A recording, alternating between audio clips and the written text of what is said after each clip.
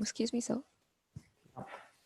Yeah, are we going to be solving the three-sum closest question today? We'll be moving to other two topics, Okay, but so discuss that also. if we have time, we can discuss at the end. But do you have any particular problem in that? I can, while we are waiting, I can give you some. Like Uh, the best yeah, solution I could think of was over n square. I didn't know how to improve the time complexity any further. So I wanted to know if there's some other approach. I think that's the best approach. Order n square. Okay, so like you do it for every element in the array, and then you'd use those two pointers Right. So you will basically use two sum approach for every element for every in. element. All right, all Yeah. right. Okay. Yeah. Yeah.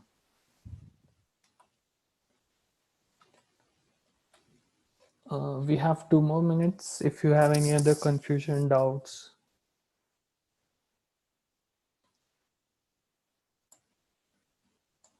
and then we'll start with today's topic. So today's topic will be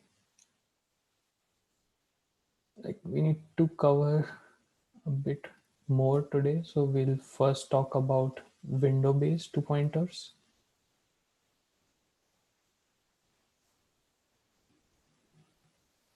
And then we'll talk about slow fast two pointers. Come on guys, any other doubts? Everything going so well that you don't have anything to speak?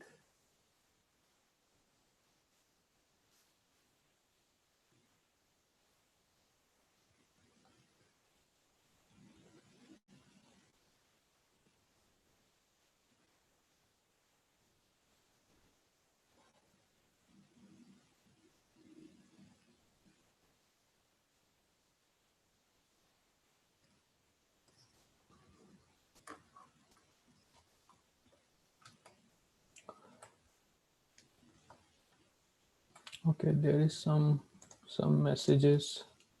Can you give me some hints on solving the three sum closest problem? Yeah, so just sort the array first. That will be order n log n. And then for each element, you will do something similar to two sum, which we did in class. So that will be order n square in total. So overall, you'll have order n square complexity. And is that hint good enough? Who Pratik asked, I guess. No. Yeah, Pratik.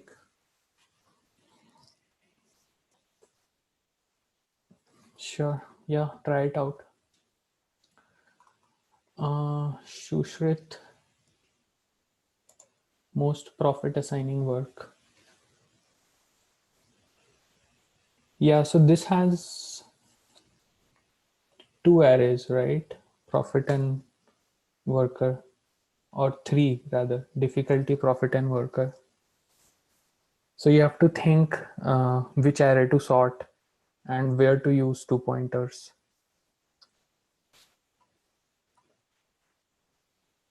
Did you face any specific issue with profit assigning work?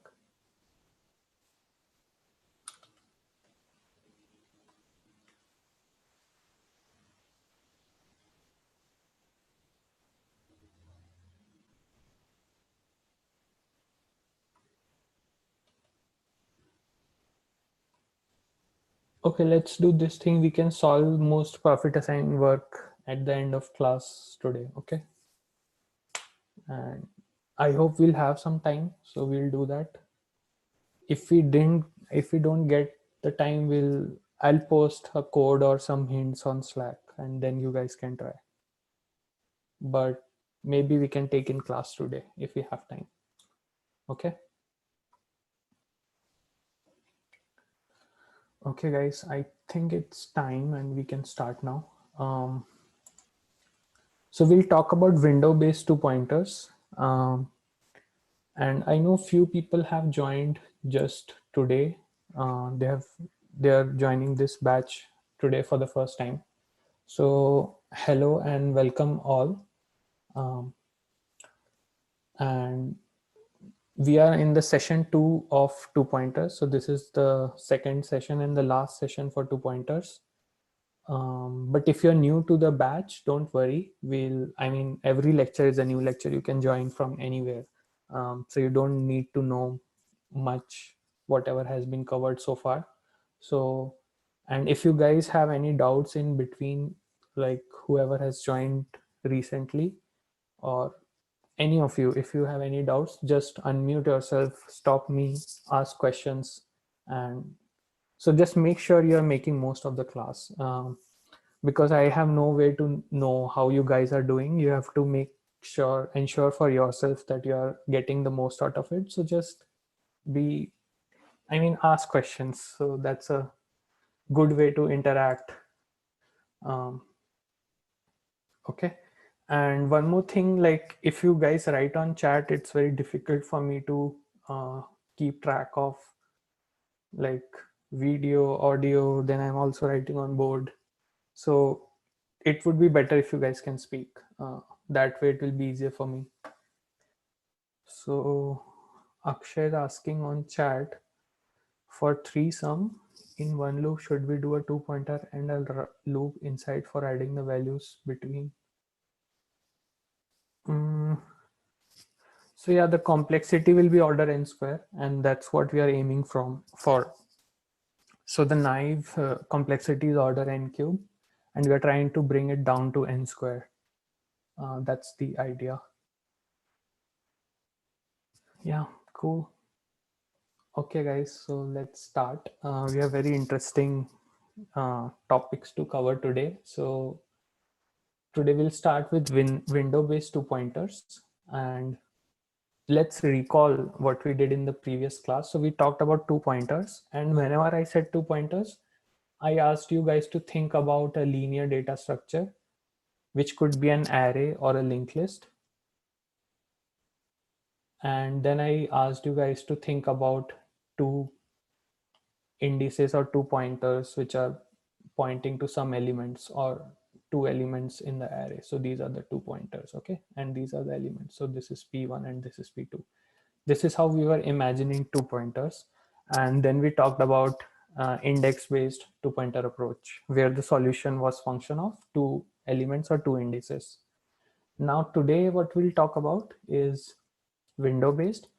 So as you can guess, what window based would mean is the solution, whatever solution we are aiming for, will be a function of a window. So what does window mean here? So yesterday we talked about indexed based, right? Two pointer.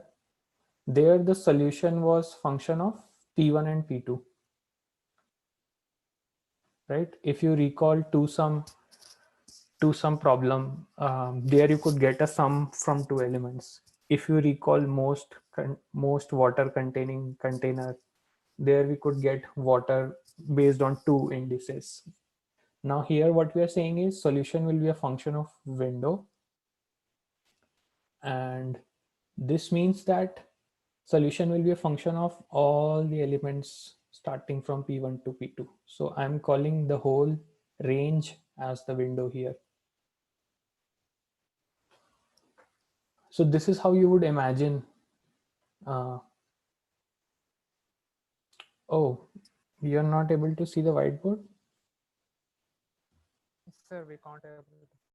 Can you see it now? Yes, sir. Yes, Yes, sir. sir. Now we can see. Yes, sir. Oh my God. I think I need to start it again. So, yeah, what I was saying is in the previous class, we talked about index based two pointers where the solution was.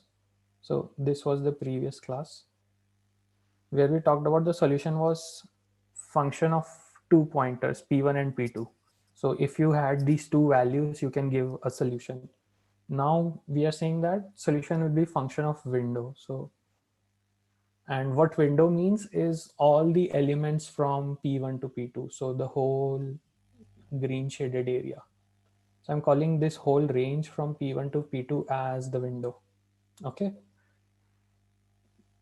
Now, this is what you have to imagine whenever I say window-based two-pointer.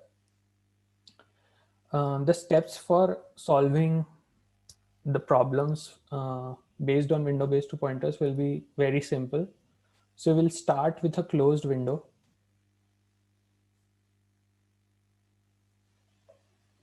And then you will open window till you get a solution. Open window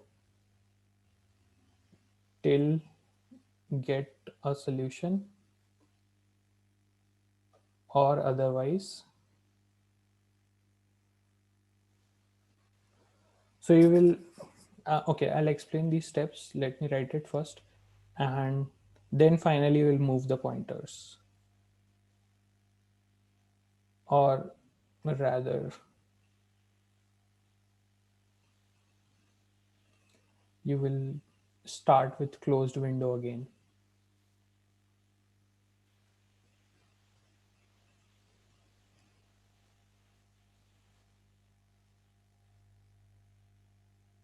Okay, so what this means is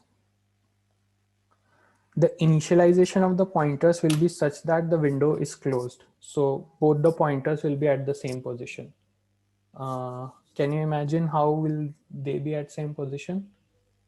So in the linear data structure, the closed window would mean that both P1 and P2 will point to the same index. So these both will point to the same element. So this will be my closed window. And then I will open the window till I get a solution. So I will keep moving P2 to the right. So P1 stays there. Now what happens is, since P2 is moving, okay, the window gets opened up and this is my new window, this part. And I'll keep doing this till I get a solution.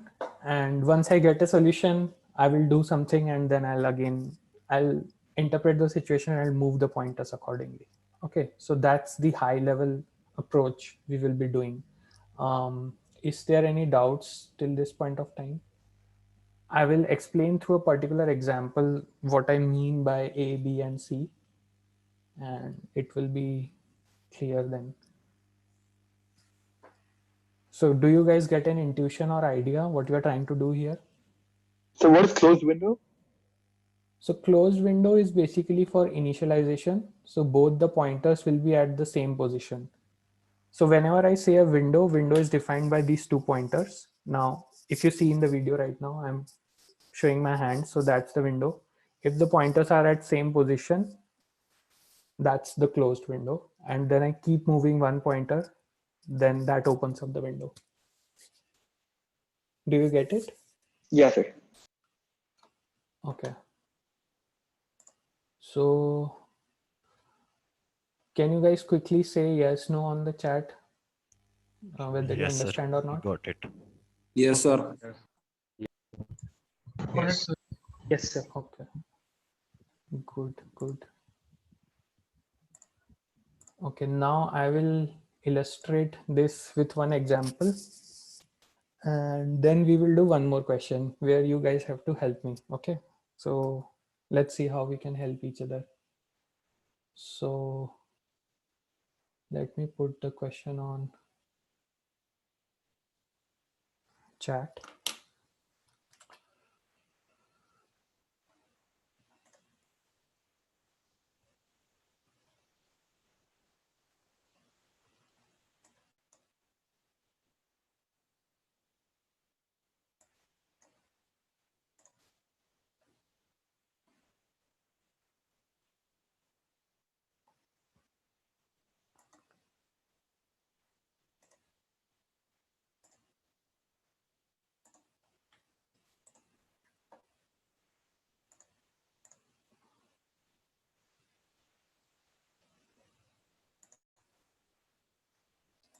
Just a second, guys. My Chrome is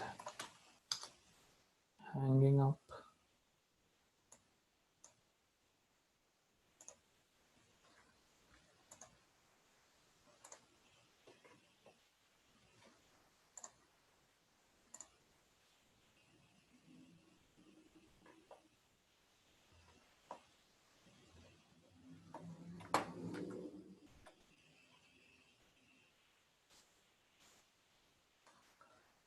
Yeah. Yeah. So let's do this question.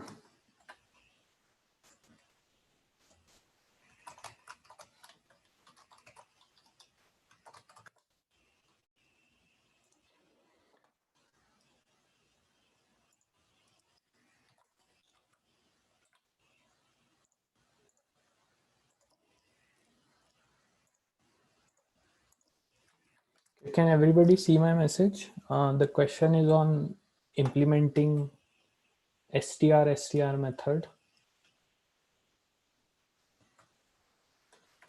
Yes, sir.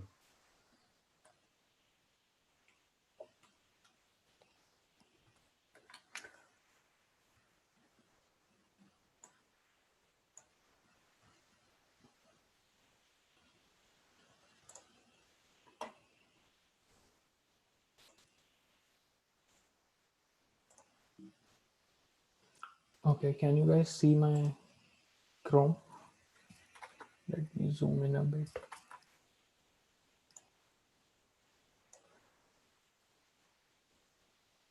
Okay, let's read the question. The question says that we are given two strings, haystack and needle, and we need to find the first occurrence of needle in the haystack. So what that means is,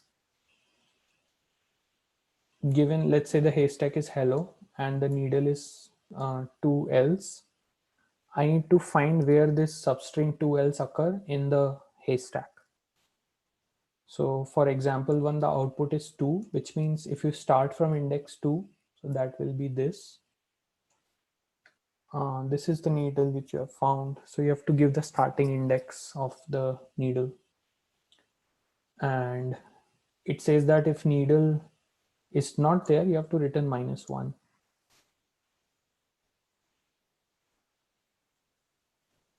So everybody is with me. Can you, is question clear? Yes, no, maybe? Yes, sir. Yes. Yes, Yes, sir. sir. Okay. There's an interesting story with haystack and needle. So if you guys let me, I like stories. So let me quickly tell you that. Share the whiteboard.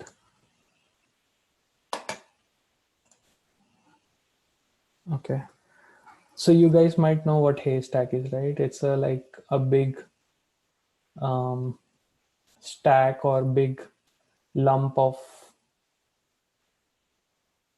big lump of hay. So hay is something which you get after.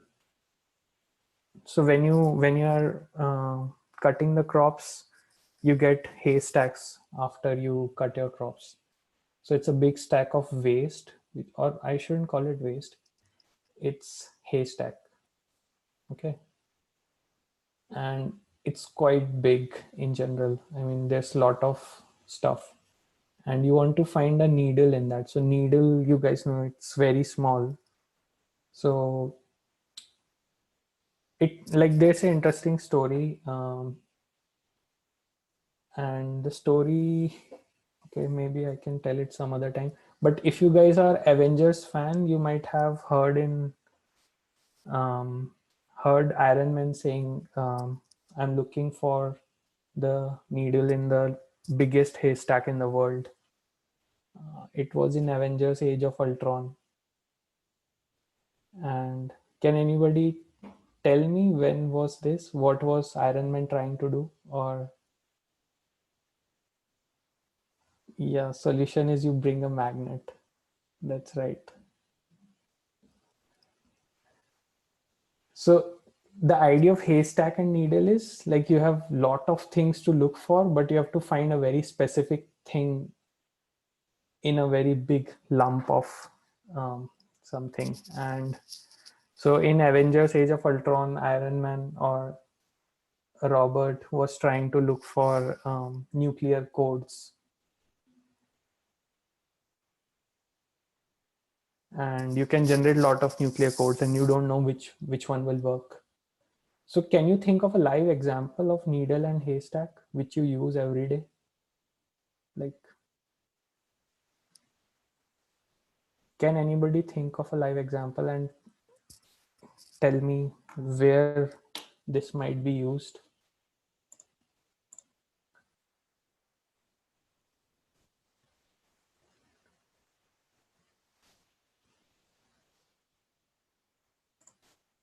So are your passwords secured? So whatever passwords you use, like on Google or Facebook or whatever other websites,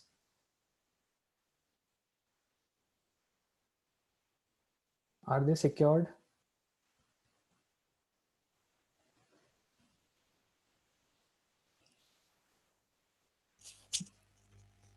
By the way, this is not related to problem. This is just chit chat.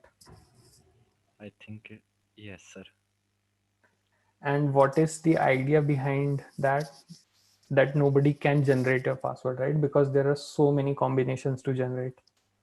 Like if there were, if let's say a password is of 10 characters, then possibly I could generate, if there were just 26 characters, I could generate 26 to the power 10. And I have to try each one of them to see which one is your password. And this is not possible computationally. It would take years to do this. So it's kind of a needle in a haystack. You don't know what your, I mean, if I was a hacker, I don't know what your password is. So your password is the needle in a big, like a big space of possibilities. Yeah, so this has a lot of, the idea of haystack and needle has a lot of impact throughout the computer science in different areas. And there are like quite interesting stories. If we have time someday, I'll tell you. It's also related to philosophy, so it's quite interesting to look at things from this perspective. Anyways, let's get back to our question. So our question was about two strings, and one of the string was haystack. So which was the bigger string? Okay, this is my bigger string, and then I have needle, which I need to find in this. So how can anybody imagine or guess how would we use two pointers, window based two pointers in this, or how would you do naively, and then we'll think about two pointers.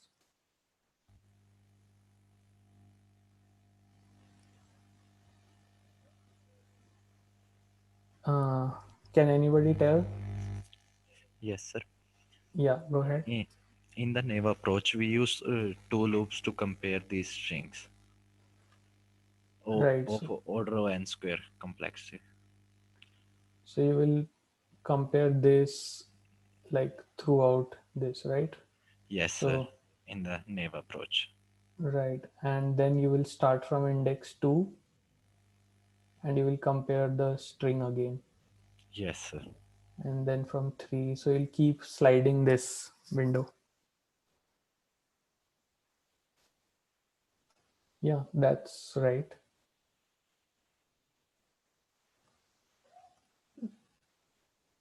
So is everybody clear with the naive approach? How would we do that?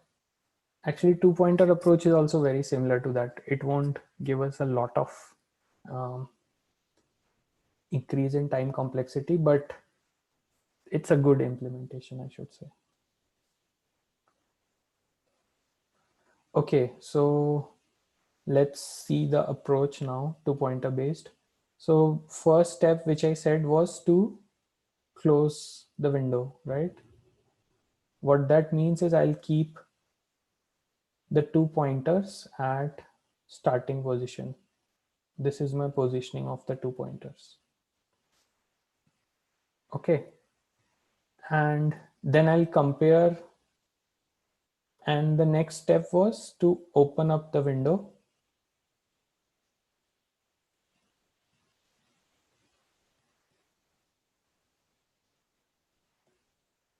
So I'll keep pushing P2 to the right till the letters match. Okay, so I'll keep moving P2 to right till this part is equal to this part. Okay, I'll keep, if there is some equality, I'll keep moving the window. And whenever my window size is equal to size of needle, so let's say at this point,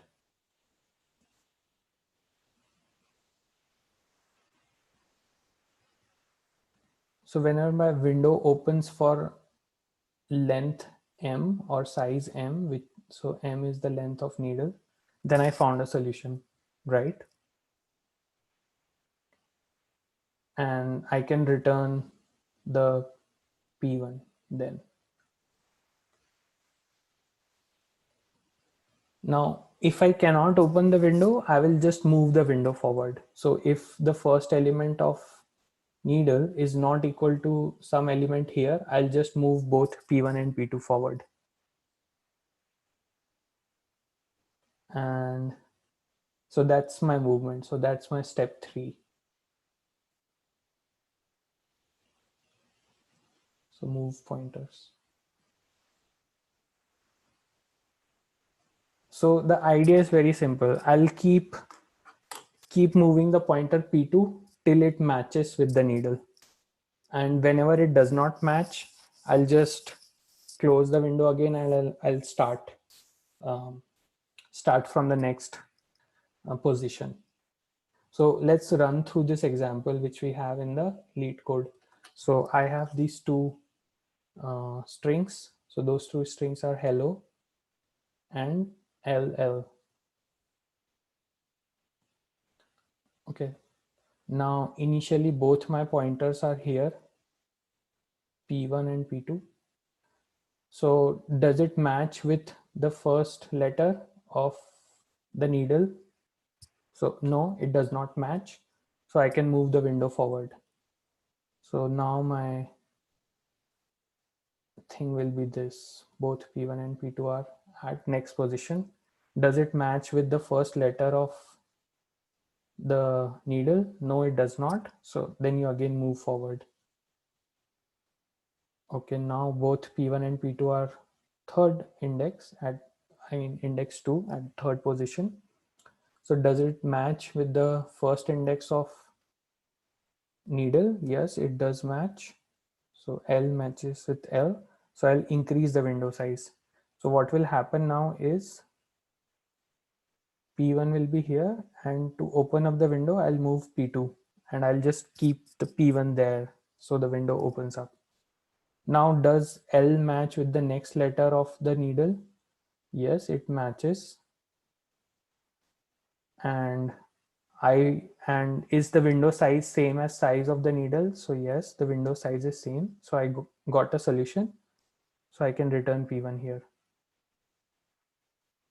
So is everybody with me in this dry run? Can you imagine how the algorithm is working? Yes, sir. Any Yes, sir. confusions here?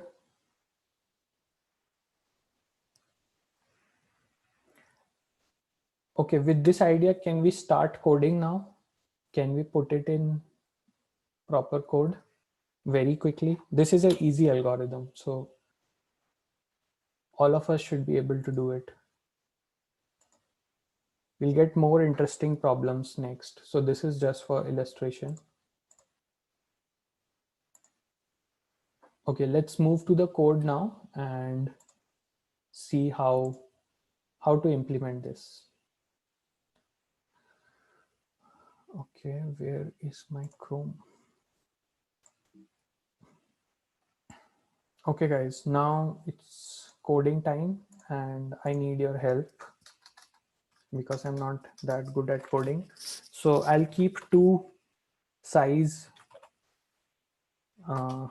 variables n and m for size of haystack, and m will be size of needle. Okay, and So these, and I have 2 pointers, P1 and P2. So that will be the 2 pointers in the haystack string. And then I'll also keep I for needle. Okay, what should I set P1 and P2? So first thing is closed window. Then open window.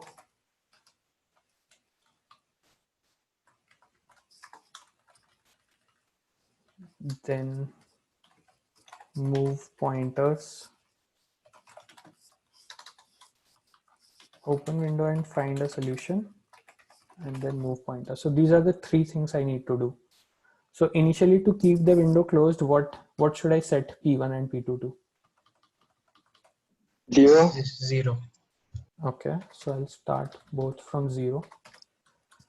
And in the needle also, I'll start from 0. So you have to match the full needle from start to end. So that's the index for needle. Now, how should my loop look like? What should I do next? So you can imagine I'll close window, I'll open it, and then again at some point I'll again close and then again open it. So P2 is the one which will reach the last element of haystack first, right? So can I write while P2 is less than n? I'll do something. Okay.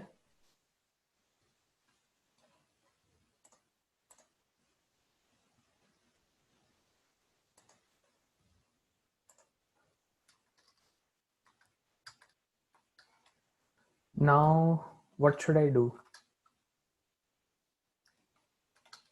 You guys have to help me here. What should I check for?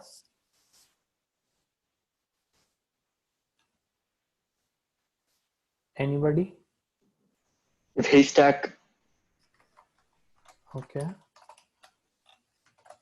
P1 equals needle I. Okay, haystack something equals to needle I. Should it be P1 or P2?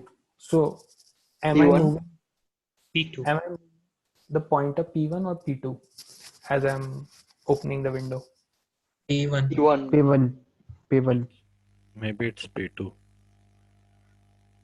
So when I'm opening the window, I'm moving the pointer P2, right? It's So P2. P1 stays there and P2 moves. So I need to check whether P2 is equal to this. And when this happens, what do I do? Nothing will happen to P1, right? P1 will stay there. Increment P2. Increment P2 and increment I.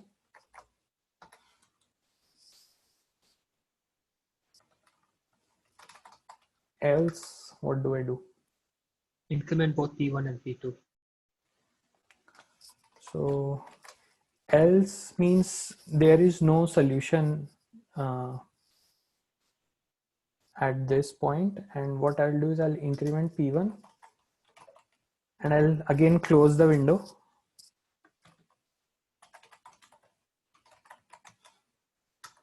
And I have to start from 0 index again.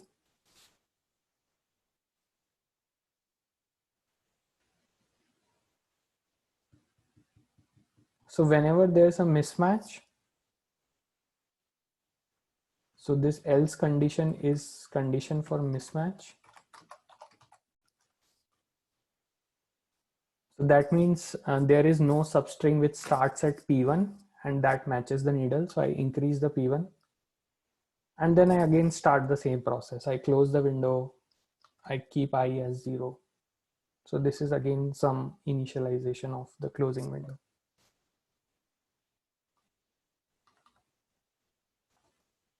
Is this clear to everyone what I have done in code so far? Yes, sir. So here we are incrementing I because we found like the character was same for haystack and needle. So there was a match. So now you want to check whether next character matches.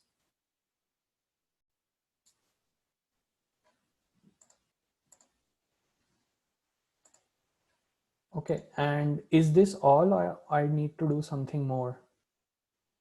We have to keep track of the if we found matches Right. like the So needle in the haystack. we need to also check if we found the needle. So how do we check that?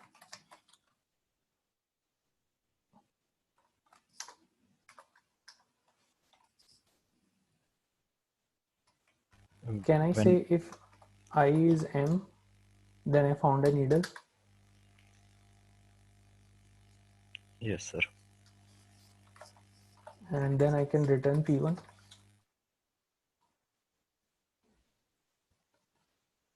So P1 would be the starting index for which we found the needle, right?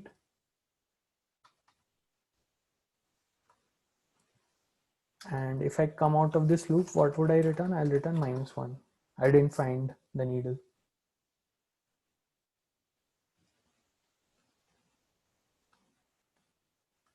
And I think that is all. Just one more small thing. It says here that what should we return if the needle is empty string? So for the purpose of this, just return the empty string when the needle is empty. So when needle is empty, so when M is 0, I'll just return 0, I guess.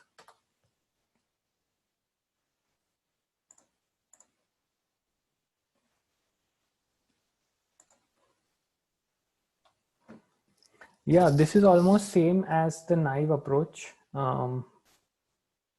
There are more better approaches, like you might have heard in your classes, KMP algorithm and Rabin-Karp algorithm. So those are more advanced algorithms, which we won't talk about right now because those are not part of two-pointer. Okay. Is everybody clear with this code? Let's see if it runs.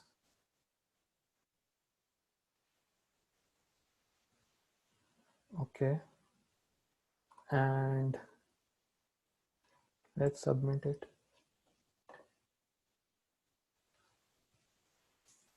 Okay. This is accepted. Before we move to the next question, are there any doubts regarding this?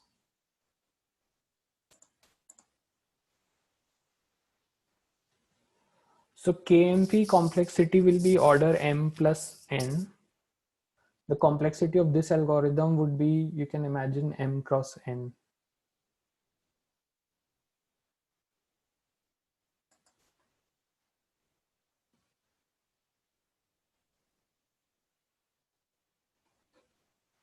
Okay guys, just tell me in the chat if this is clear. If it is clear, just reply with a yes.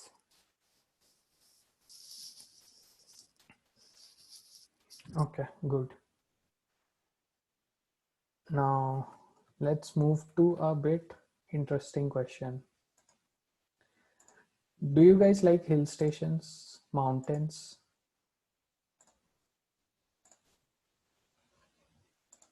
Anybody who hates hill stations or mountains?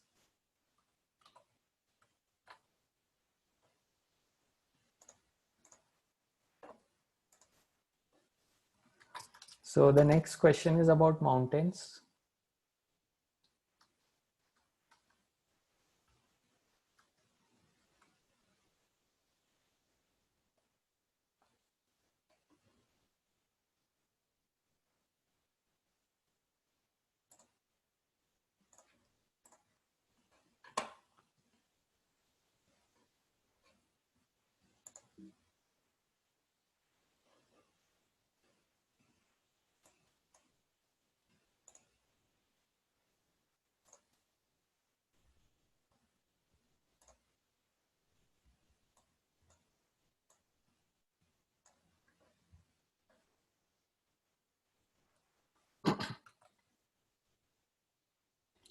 So read through the question, try to understand what they are asking for, come up with a naive approach, and then we'll discuss.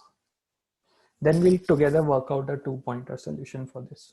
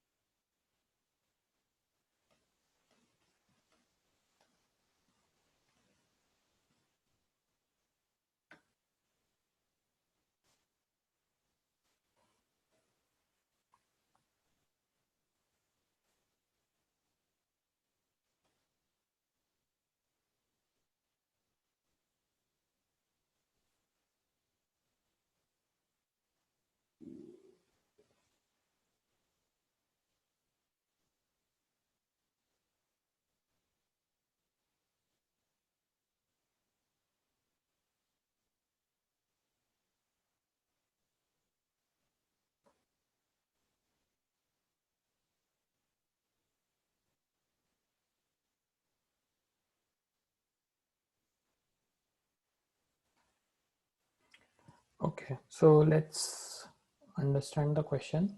So we are given an array,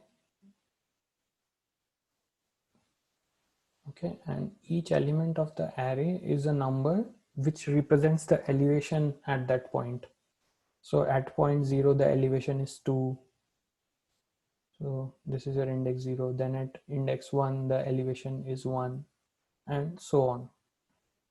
So this would look like a pictorial view of your array. So this is the increase in elevation. Now you're asked to find the longest hill in your, or the longest mountain in your array. So what that means is you have to find the mountain which has longest width.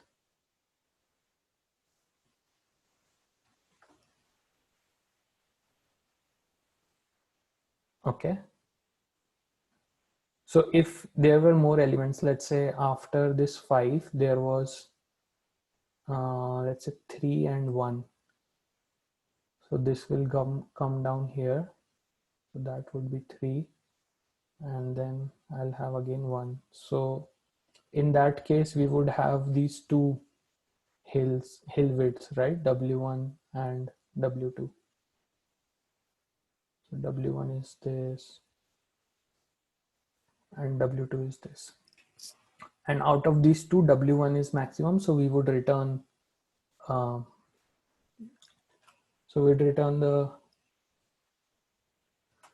W1 width. So do you guys understand the question, how hill is forming through the array and what are we supposed to do? Yes, sir. And in the given question, what will be the answer? Can we give an answer for this? What are we expected to return? Number of elements considered in the hill. So what is the number of elements for this hill in the current question, in the current? 5. That's 5. 5, right? So this is 1, this is 2, 3, 4. So I mean the width is 5 because there are 5 elements. So 1, 2, 3, 4 and 5. So let's try one more example, which is given in example 2. So on lead code. So this was example 1. Let's try example 2. So all the elements are 2 there. So how will the elevation look like? Like everything is at same, right? And what is the solution here, or what's the answer here? 0. 0, right? Because there is no hill. We don't see any hill. So the width of any hill is 0.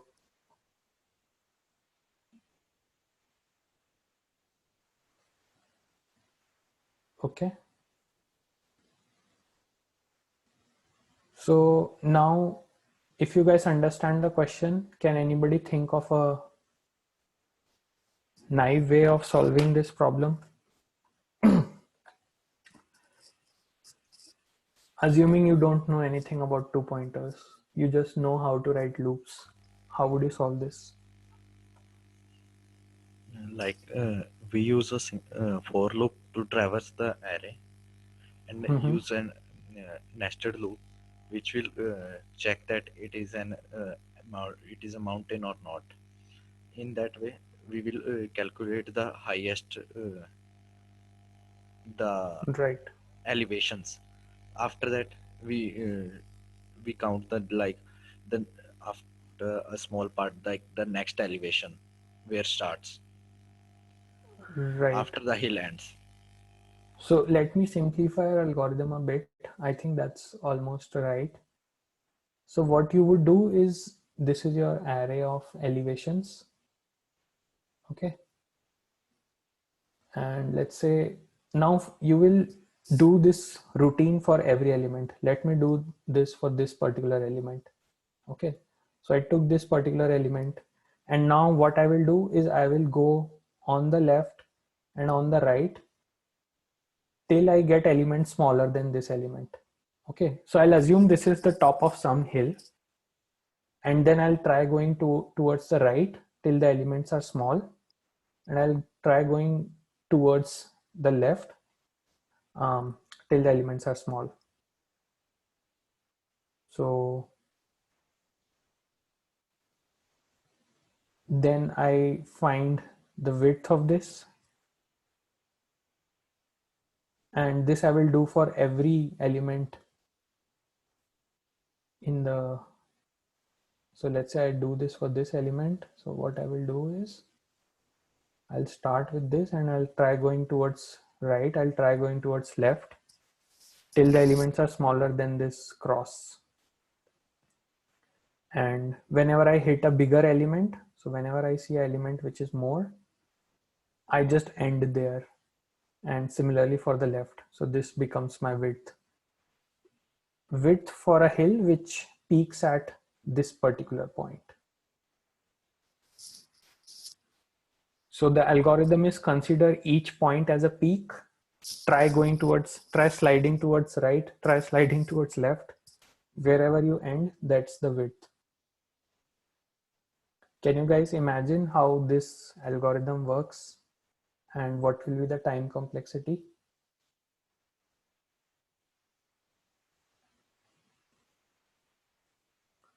Sir, could you repeat that? What he said? Yeah, so what I'm saying is for every element, I assume it is peak. Okay. Now standing at the peak, Okay. you can go down and you will try going down on both sides, on left and right. And you will go down till the elements are smaller than this particular element. So let's say this element was A. So until the elements are A, you will keep moving right until the elements are smaller than A. And similarly on the left, until the elements are smaller than A, you will keep moving left. And whenever you hit an element which is bigger than A, so let's say you find something here which is bigger than A, so you stop there. So that becomes your hill. So basically what I'm trying to say is, if this is your array in elevation, now at every point I will start. So let's say I start here, then I'll try going down and I'll try going towards the right, but I cannot go down on the right. So there's no hill at this point. But when I try doing the same thing at this point, I'll go left and then I'll go right, and this will be my width. Do you understand what I'm trying to say? Okay, sir. Got it. Got it. Yeah. So standing at a point, I'm sliding both ways, left and right, and I'm seeing how far can I slide.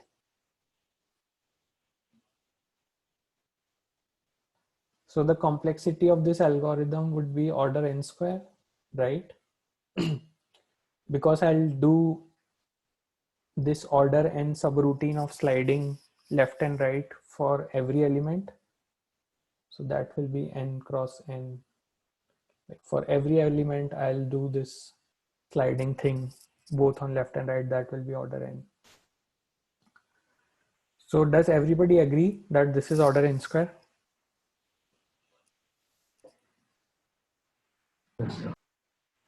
Okay. Now we are greedy people. We don't like order n square. We want something better. We want to aim order n. Now we want to decrease time complexity. We have a linear data structure. We should think of one superhero, 2 pointers, right?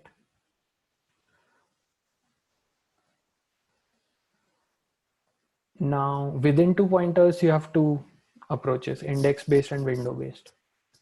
This clearly fits the window based approach because you need to know all the elements in a window to see whether that's a hill or not, right? So we'll aim for window based 2 pointer approach here.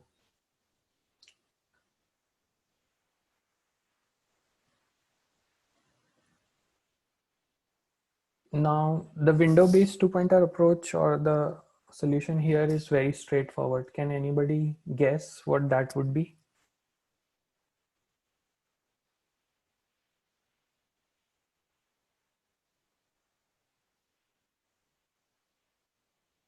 So I start with closed window.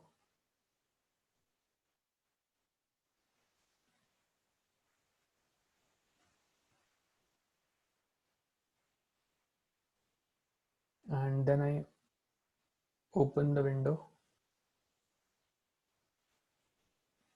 Now in opening the window, I need to keep two things in mind. That if there's a hill in my window, it should have both hill up and hill down.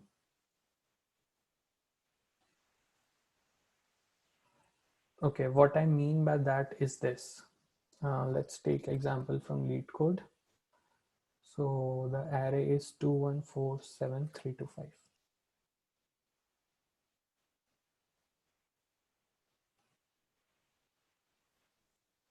Initially my window is closed. Both the pointers are at this position. Now I have to open up the window. Okay. And opening the window would mean that I would do both hill up and hill down. So I check the next element that is smaller than the current element. So 1 is smaller than 2. So I cannot do hill up, right? This is hill down. So in a window, there'll be hill up followed by a hill down. That would be my one solution. So essentially I cannot do that. So I'll move both the pointers to this position. Okay. And now the closed window is at 1. So both pointers are at pointing to 1. Now let me see if I can do hill up. So seems like I can do hill up because 4 is greater than 1. Okay, my P2 moves at this, and then again I can do hill up more because 7 is greater than 4. So this is hill up. And after the hill up, you want a hill down. So after 7, there's a hill down. So I'll keep opening up the window till there is hill down. So I'll open till point 2. Okay. And now there is 5. So there is no hill down. So this becomes one of my solution where I have both hill up portion and hill down portion. So let me annotate that. So this is my hill up portion. And this is my hill down portion.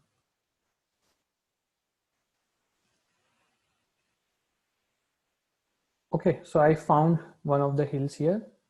and then I can calculate its width based on P1 and P2. So at the end of this window, so my P1 would be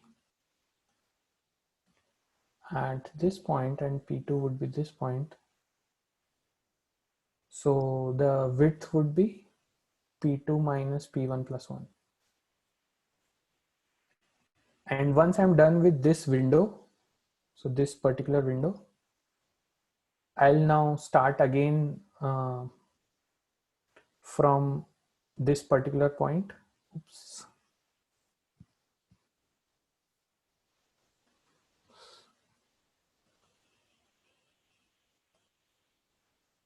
Okay, so I'll again start from this particular point, and my window is closed now, and then again I'll look for a hill forward. So do you guys understand how I'm creating this window and how I'm managing a solution in my window? Yes, sir. Yes, sir. Now the next question is, how do I code it? How will I keep track of this in the code? So that I'll show you in the code itself, like how to actually do it. This is just an idea, like what we are trying to do. Is there anybody who doesn't understand this? Please speak up, because I don't want anybody to be left behind. So in the other code, the complexity is over n square because you're writing one loop to consider each peak and another loop to going on either side. Is that why it's O of n square? Right. So the previous one was order n square because for each element I'll do a like order n computation. Order n loop and another loop for going on either side. Correct. Yeah. Okay. And for this, can you guys imagine what the complexity will be? O of For n. n. Okay. Yeah. So does everybody understand why this would be order n? If you cannot understand why this is order n, then probably you don't understand the algorithm. So let me know. Then I can repeat the algorithm itself. Sir, kindly repeat it again. Okay, so what I'm trying to say is, initially my window is closed. So both the pointers are at same position. Now I will only open up the window if I see both hill up and hill down portions. So after 2, I cannot do hill up, so I won't open up the window. So that means I have to move to the next position. So I position both pointers at 1. So the next step would be both pointers are at 1. Now I see whether I can open up the window. So here at this point 1, I can open up the window because I can do this hill up component. Okay. And then after hill up, I need a hill down to complete the hill. So that's my hill down portion. So my window will open when I do hill up followed by hill down. So this forms my complete window. Okay. And after 2, again, I cannot do hill down further. So that ends my window here. And the size of window is essentially the size of the hill. So that's what I've written here. So width is P2 minus P1 plus 1. And once you have found a hill, you start looking for next hill. Is the +1 in window? So there's a +1 because number of elements would be, so if you have two indices 0 and 1, the number of elements is 2, which is 1 minus 0 plus 1. So this is basically P2 minus P1. And there'll be a +1 because like this is how you would calculate the number of elements. Okay, sir. Okay. Is this clear at this point of time?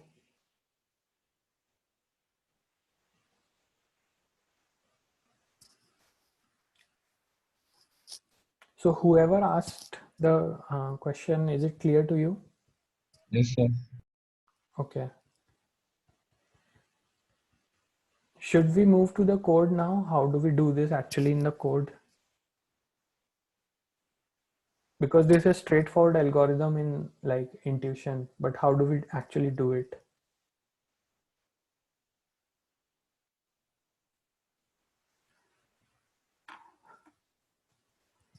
Okay, so let me start with the coding part.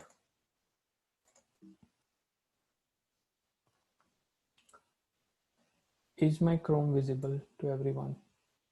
Yes, sir.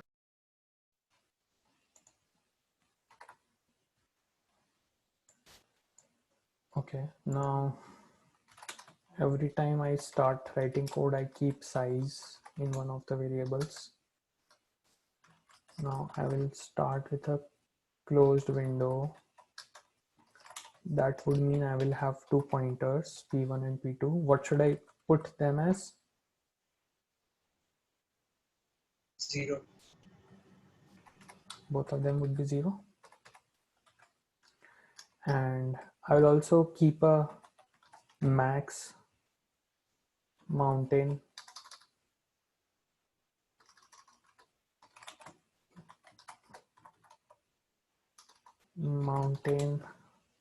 variable to keep track of like the maximum mountain width so far. Okay, so and what will I return in the end? I'll just return the max mountain.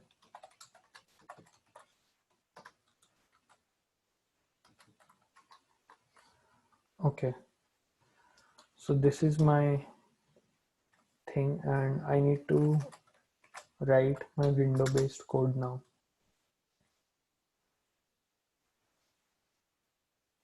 Okay, now this says that a mountain will have at least 3 elements,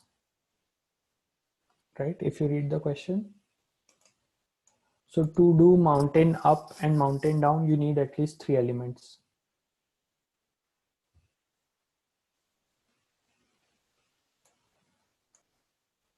So to make sure that there are at least 3 elements, I'll just do this thing, that after P2, you have at least 2 more elements to create a mountain. Okay, now I need to do 2 things. I need to do hill up and hill down.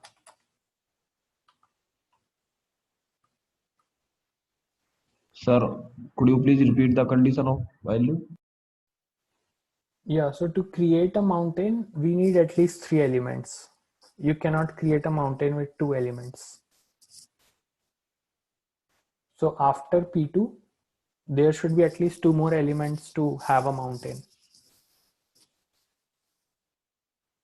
So if P2 is at n minus 2, you cannot have a, if P1 is at n minus 2, you cannot have a mountain because there is just one more element remaining.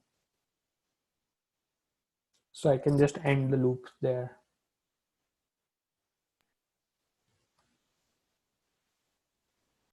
So why is it P1 not P2? So we start from P1, right? Our mountain starts from P1.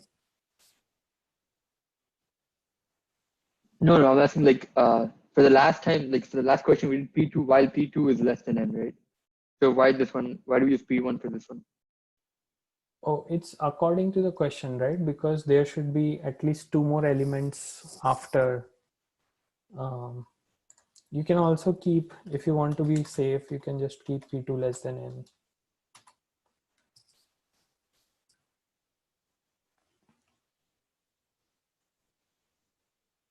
So we'll Okay. come to the termination condition once we write the loop inside. Then you'll get to know like what we are, like what does that mean? Okay. Yes, sir. So can anybody help me with hill up? How do I write moving up the hill?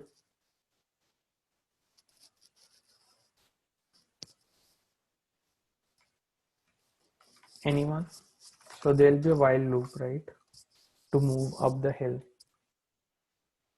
And to move up the hill, I'll move with P2 pointer, and I need to make sure that, so just follow along what I'm writing.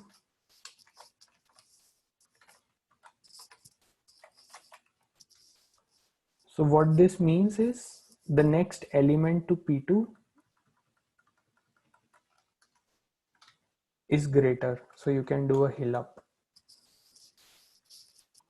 And here I'm just putting a safe condition that, okay, the index of next element should be within n, otherwise I'll end in a segmentation fault. Okay, if this is true, what will I do? I'll just increment P2.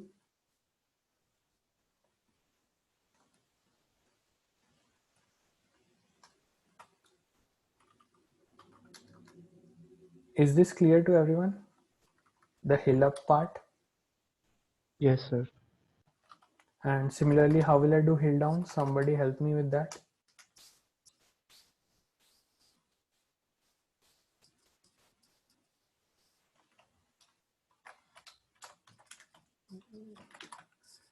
What will be my condition here for hill down? A of P2 is greater than A of P2 plus 1. Continue with this. Okay, P2 plus 1. And what will be the statement here? P2 decrement.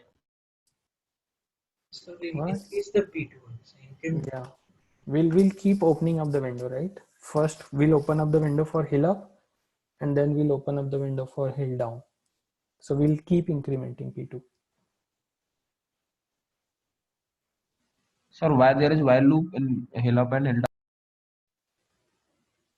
I mean, you just keep moving up till you find like elements which are greater. Sir, You we can also have, sir we also need to increase the size of the max mountain. yeah, so after this we need to also keep track of maximum mountain, right? So can I do something like this? Max mountain is max of max mountain comma P2 minus P1 plus 1.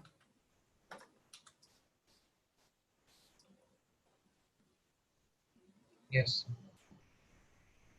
Is this all, or is there any bug in this code? So we should even change the P1 value, right? Like once it reaches the mountain, we should even change that. Right.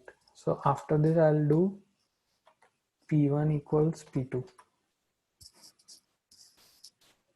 So after a mountain ends, now I will start the mountain again from the point where the previous mountain ended.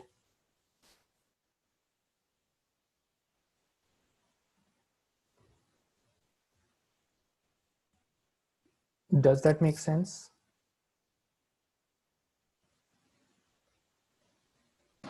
Sir, we could have used if also, no? While increasing P2 plus plus. So yeah, you could have used that, but like writing that code will look very ugly. Like I tried doing that, but that was, I had to keep track of many things. Like you can try at your home and see how that looks. That using multiple while loops won't increase the time complexity.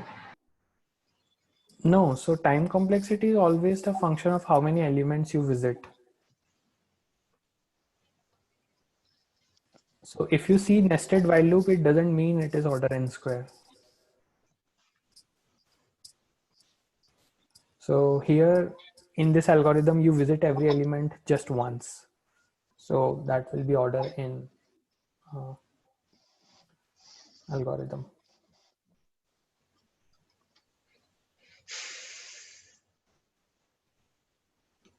Okay, so is this all, or is there any other thing I need to take care of?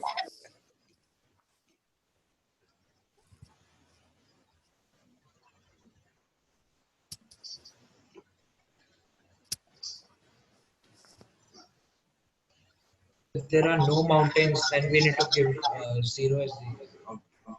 We need to return 0 if there are no mountains. So what if I just did a hill up and I could not do a hill down?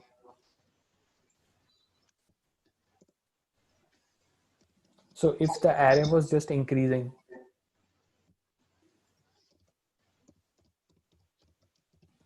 So a mountain is composed of both hill up and hill down, right?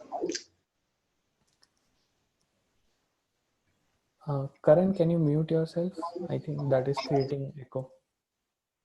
Yeah, thank you. So I will keep two variables, hill up and hill down. Okay. And whenever I enter this while loop,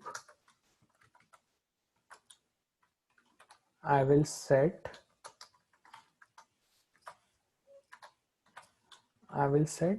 hill up to true, just to indicate that hill up was successfully done. And similarly here,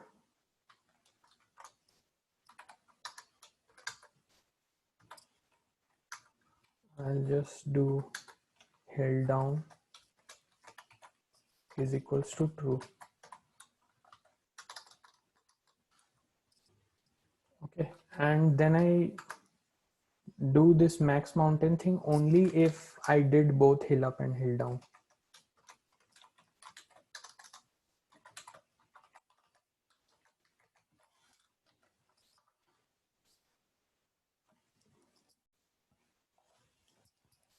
Does that make sense? Why do I need to do that?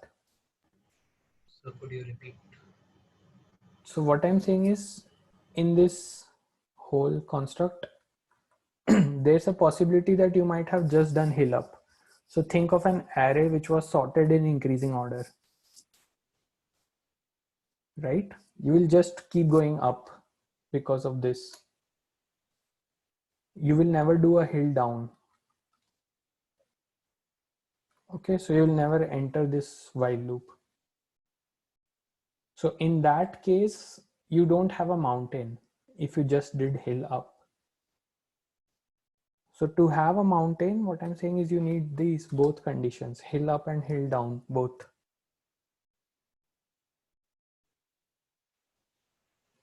So you only find a solution when you have both hill up and hill down in the window. Okay. Is that clear? Yes. So should the mountain have same number of elements going up and same number of elements going down? No, so any number of elements can go up and go down, right? Okay. Yeah. And there is one more caveat here. Do you guys can see what the... Yes, Is this sir. all or No, will sir. it work? Like for the example 2, we have same elements. Then this will Right. go into a infinite loop. Right. So what should I do? Yeah.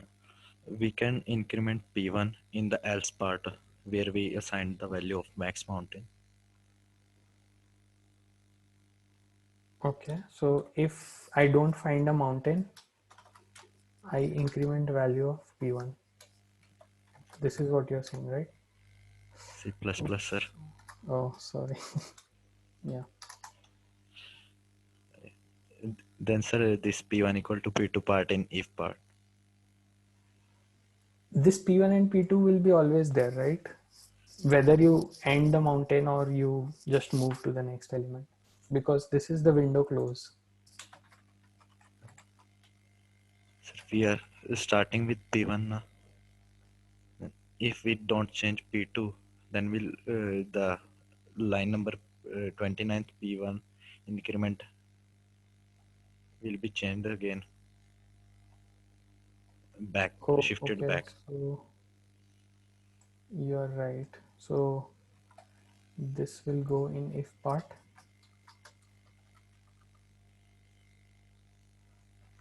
Oops. And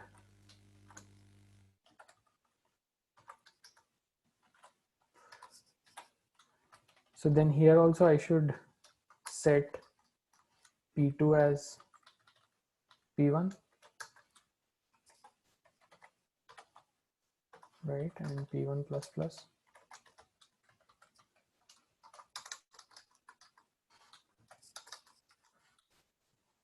So this is like start with a new window now. Now the window is closed.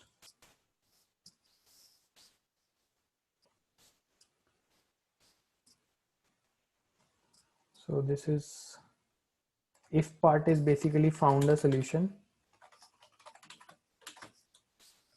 And if we don't find the solution, we just again start with the next window.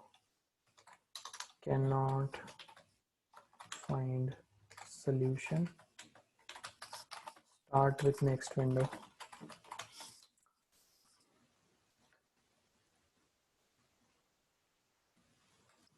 Now is it good? Have we taken care of everything?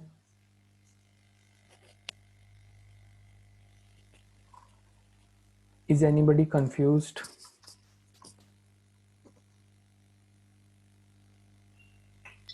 Sir, could you repeat the last part which you did for example 2? Okay, so this hill up and hill down you understand, right? Now, if you did both hill up and hill down, that means you found a solution. And in that case, you can calculate maximum mountain width and you can update that. But if you cannot find a solution, what should you do next?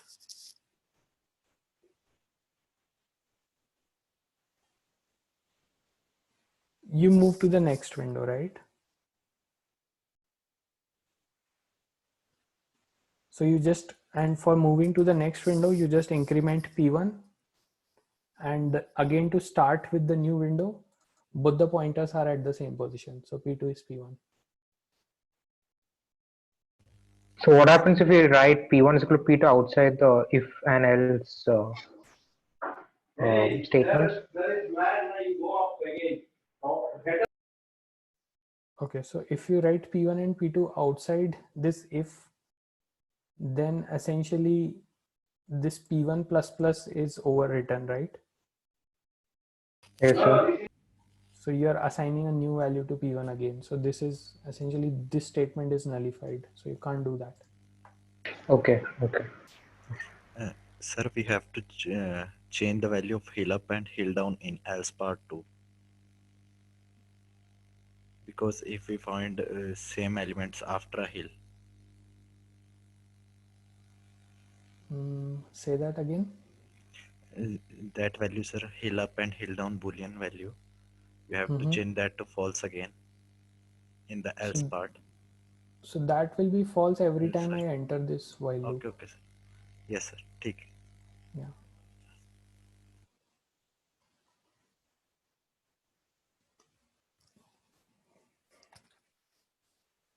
So this is a bit involved implementation, and you guys will get hang of it like when you do more questions, and you'll be able to implement all of this very quickly when you like practice more and you see more of these questions.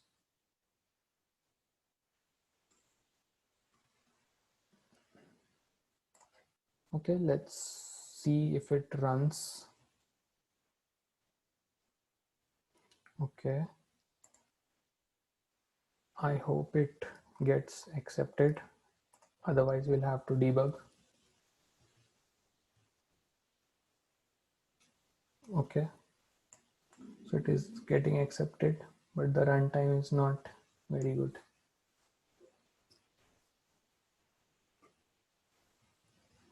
So is everybody with me on this algorithm? Yes, sir.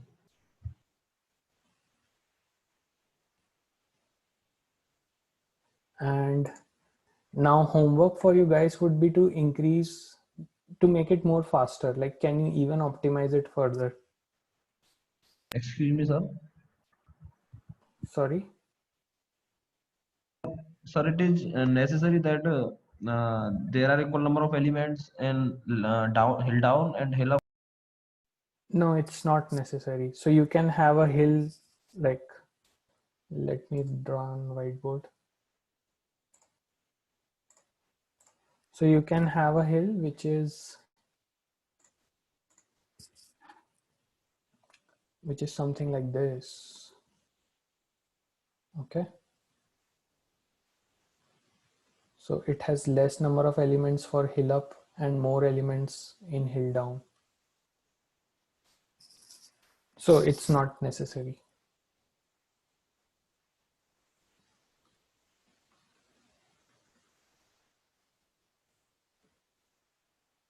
So is the algorithm clear? Are you guys feeling confident about window-based two pointers?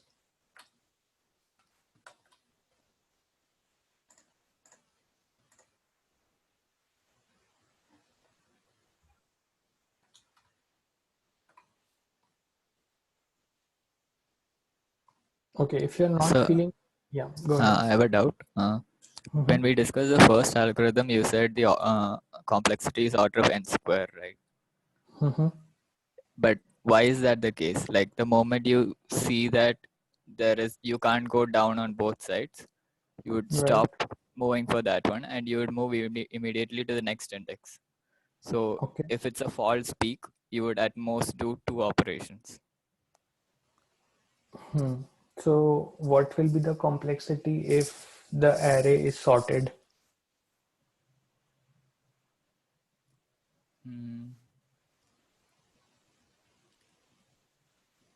Okay. Okay. You will do Okay. order n square? Yeah. Okay. Thank you. Yeah. So I would suggest you guys to go back and look to this code again and try to understand what we are trying to do here.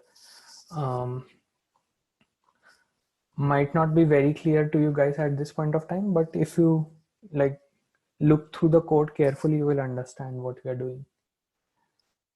Okay, so that is about window-based two pointers.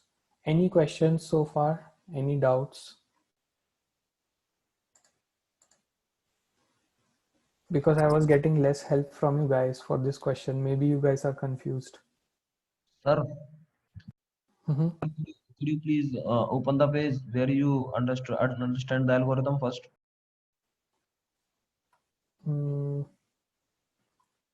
Okay, I think I have to bring it up. Yeah. Sir, in this case, in hill down, while hill down, we have 4 in place of 2. Then what will be the width? 4 in place of 2 here. Yes, sir. Then hill down will end here, right? Yes, sir. And you will get an answer of 4, like, because your hill down decreases by 1, then instead of 5, you will return 4.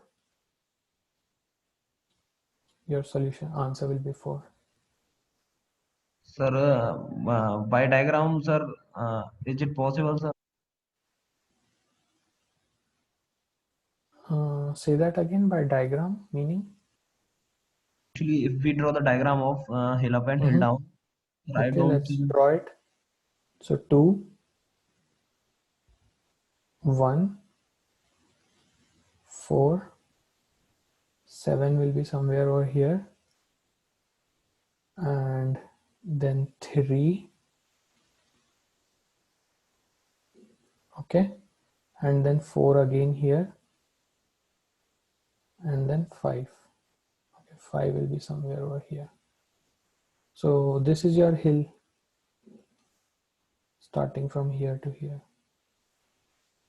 and this is width 4.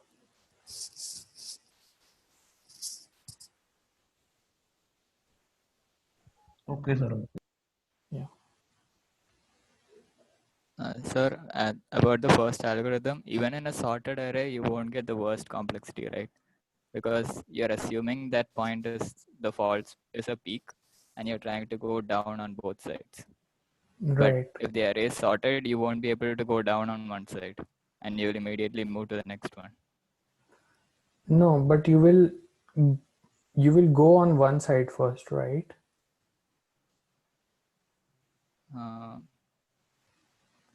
Like, no, like you can check if you can go on both sides first and then quit if you can't, right?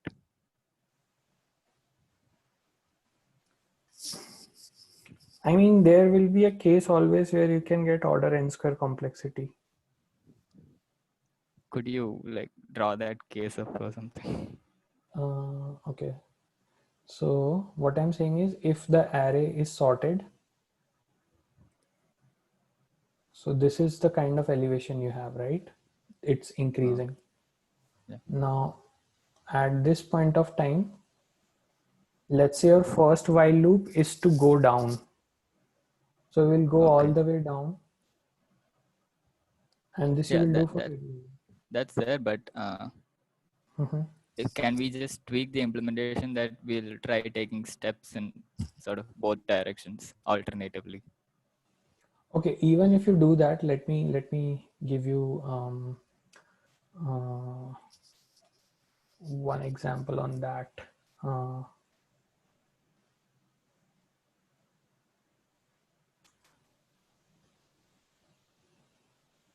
So if you just check whether you can go in this direction or whether you can go in this direction, that means you have a hill.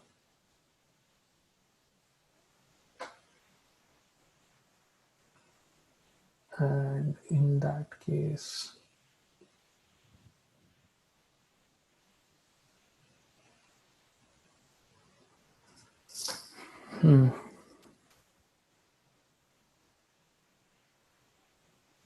yeah, if you can check, if you can move in both directions, I think it will be order n.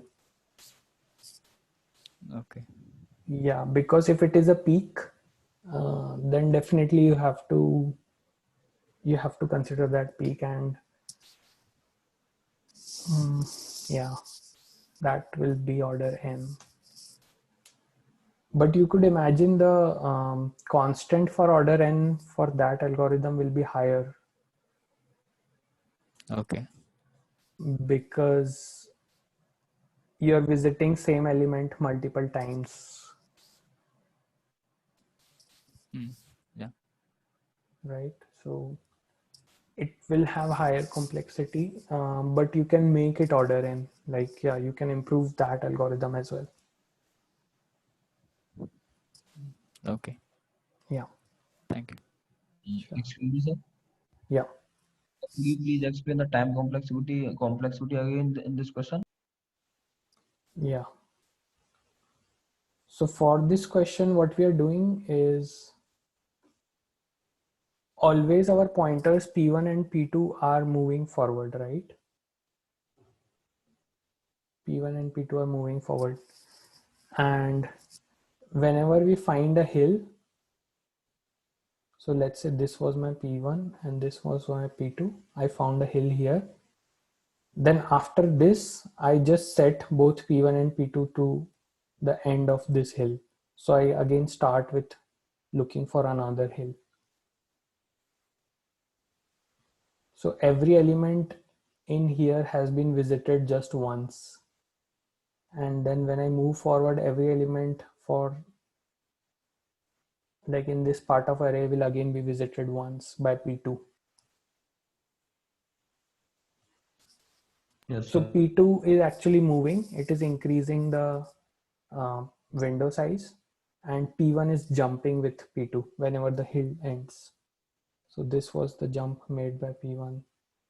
And then P2 is moving by one position at a time. So P2 goes here, and then P1 makes a jump.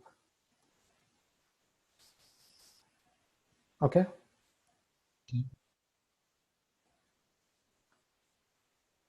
So This is just one pass and this is order 1 already.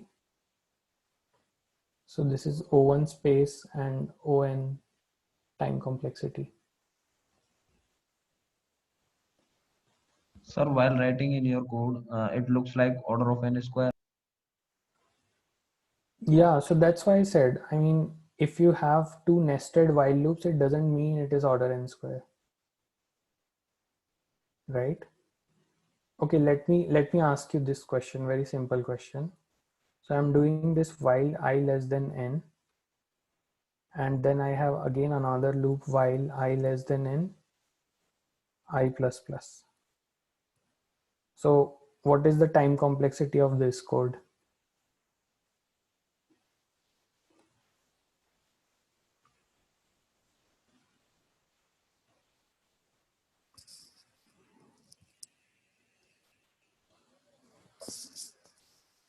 Come on guys, answer.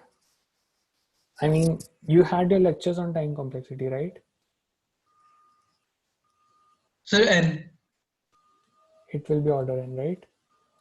Because you increment I and that also is some increment for the outer loop.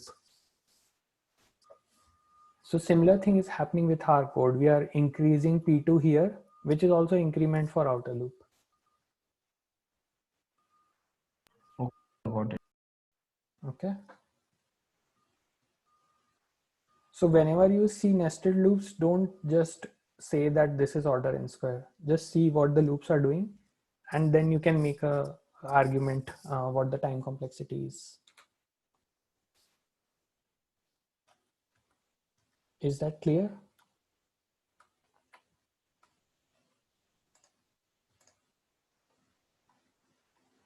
Okay, good. So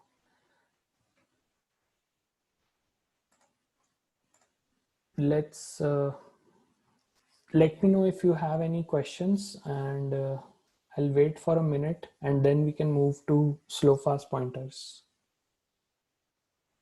There are some interesting questions on window based pointers. There are some really hard questions as well.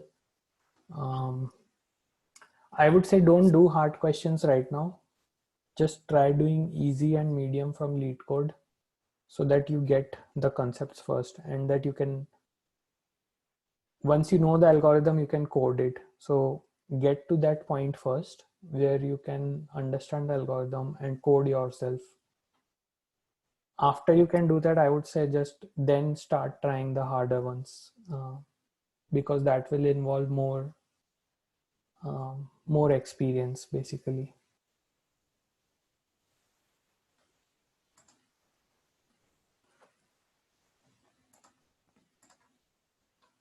So are we good at this point of time?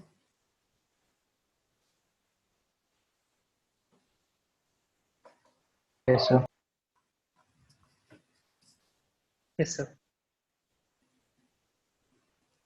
Okay, so we did a hill station based question. We did a vacation. Might not be very good for some of you.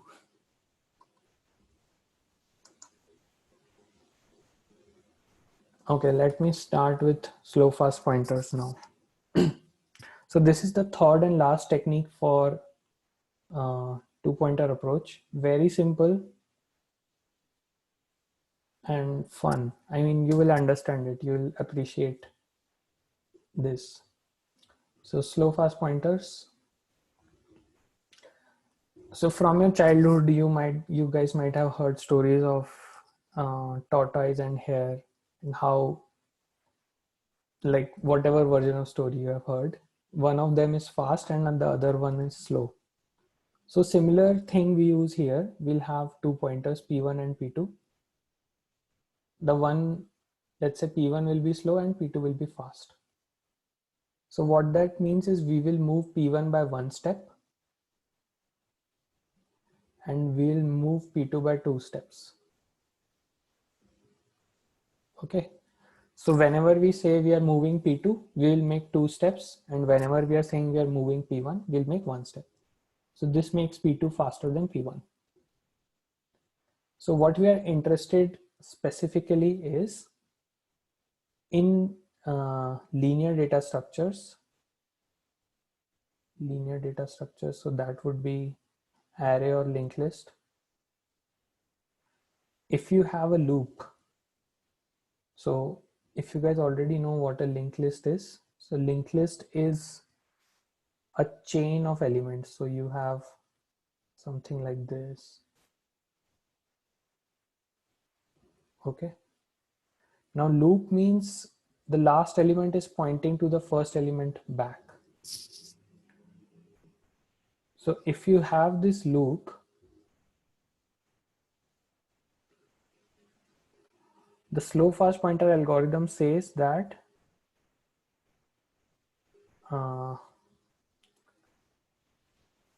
P1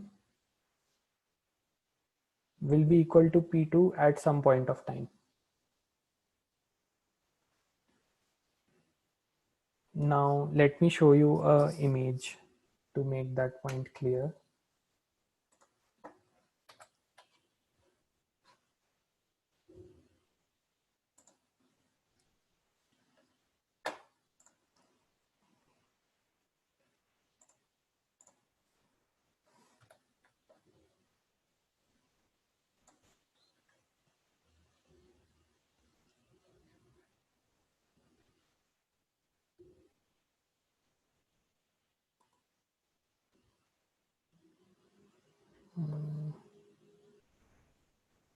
Where's my Chrome? Can you guys see my Chrome? No, sir. Okay.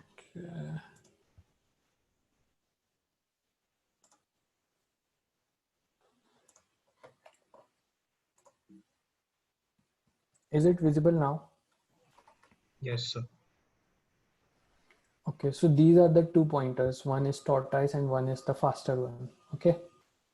They both start at same position. Tortoise moves by 1 step in each iteration. So tortoise moves 1 position in iteration 2, comes at 2, then moves at 3, and then finally comes at again the starting point. The rabbit or the hare, this moves 2 positions. So this goes from 1 to 3, and then 2 positions, that would be from like going back to 1 and then again coming to 2. So this comes up here, and then again 2 positions would be going to 3 and jumping back to 1. So they meet at some point in the loop. So this is the algorithm, right? If you want to think about it in this way. You have heard about relative velocity or relative distances. So relative to tortoise, hare is moving 1 step at every iteration. So tortoise is still relatively, and hare is moving 1 step. So after some number of steps, since there's a loop, they'll meet at the same point. Is it clear?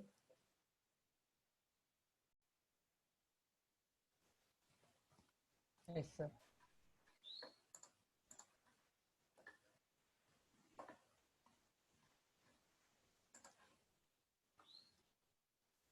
Okay, so if this is clear, so this was invented by Robert Floyd. He was a child prodigy, and he got his bachelor's degree in the age of 17.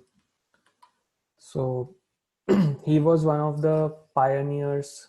Like I discussed about history of computer science last class, right?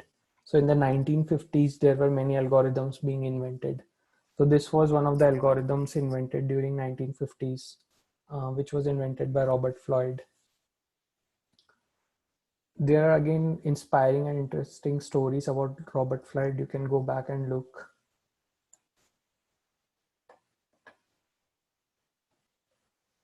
Okay, so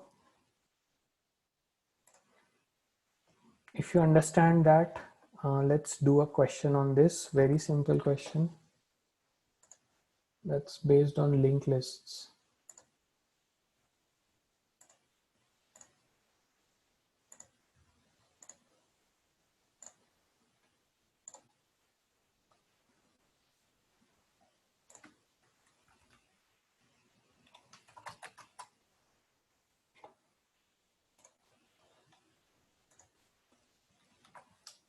So I have put the link in the chat.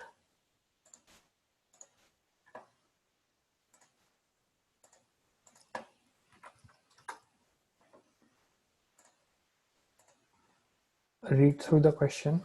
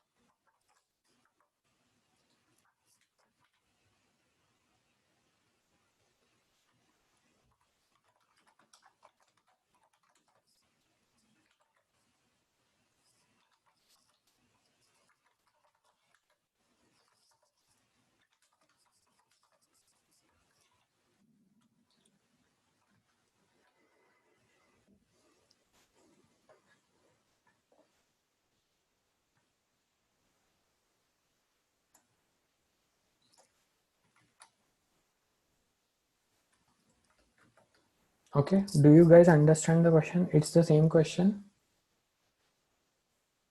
So there's a linked list and you have to determine whether it has a cycle or a loop in it.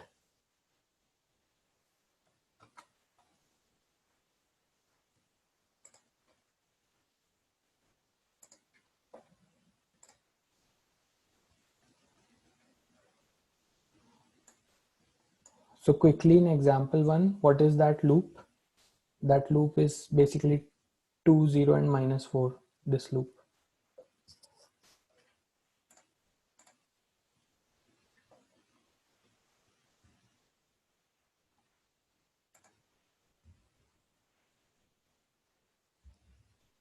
Okay, how can we solve using slow and fast pointers? Anybody can tell me?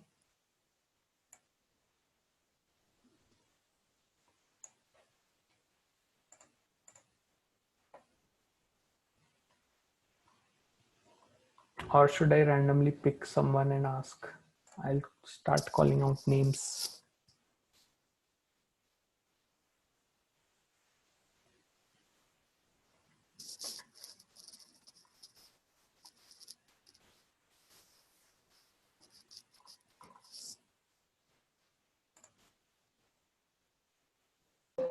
Sir, can you explain the question, please? Yeah, so the question is, you have this linked list. So in linked list, elements point, each element points to the next element. So if you see the linked list structure here,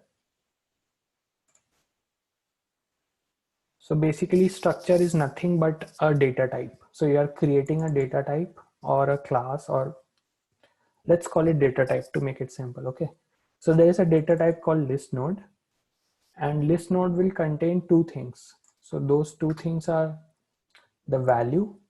So there will be a value in each node, and there will be a pointer to the next node. So in example 1, there the value is 3 and there's a pointer to the next node which points to 2. Okay, so this arrow is actually the pointer.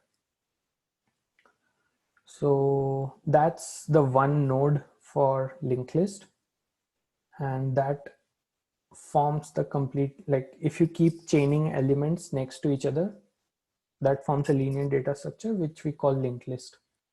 Now we have to find whether the linked list has a cycle in it or not.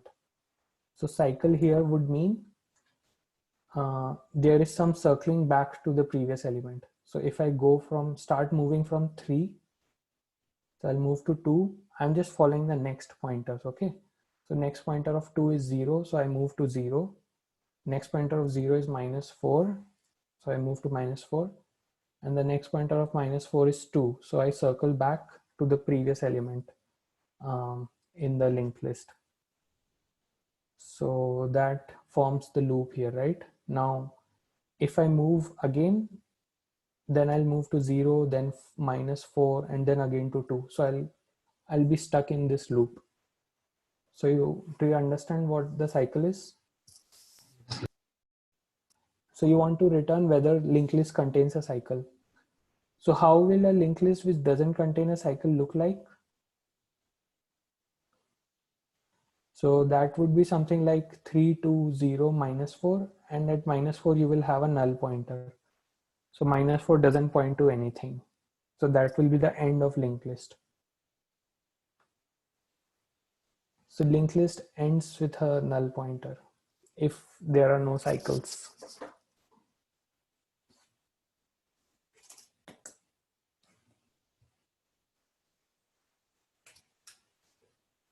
Is the question clear now? Sir, this diagram is given in the question to us. No. So when you study linked list, you would imagine yourself what would a cycle in linked list mean. This is just for an explanation. I am just asking, how do we get to know that -4 is pointing to 2? That we will do in the code, right? I mean, that will be part of your linked list. I mean, the next pointer of -4 would point to this 2 element.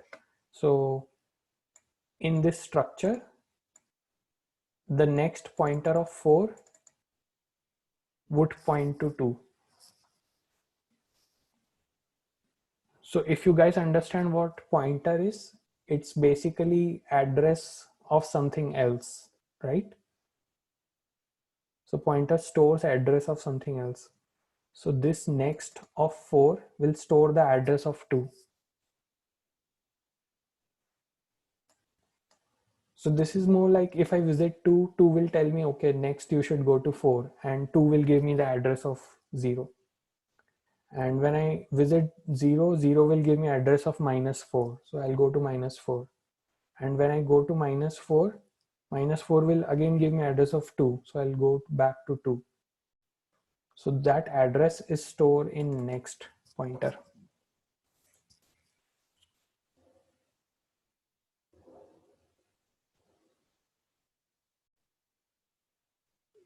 So is it clear?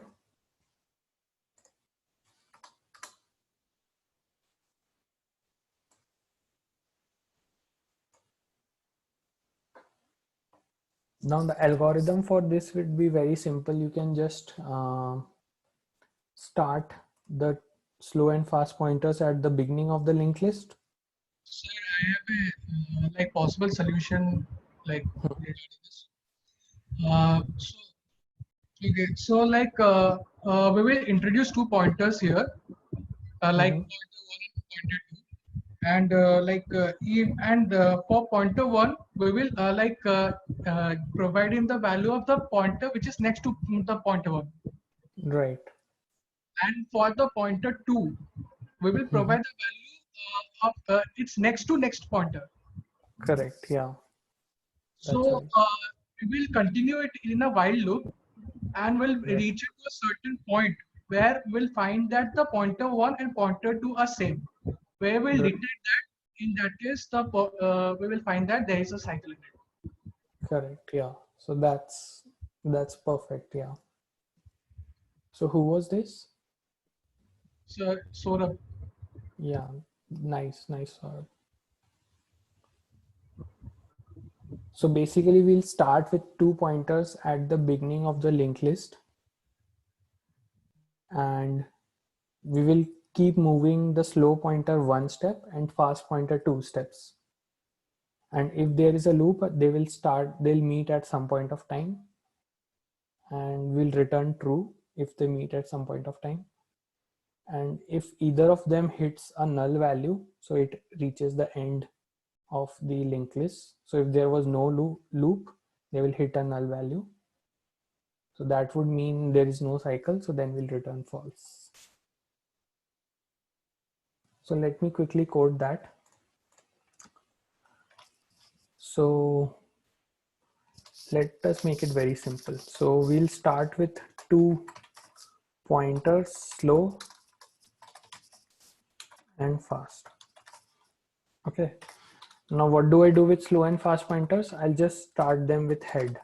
So the first position that is given to me here in the question. Okay.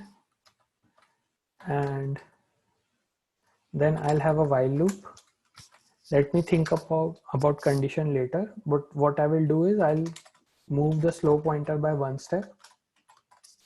That means slow's next, and fast I have to move 2 times. Okay, I have to do one more thing.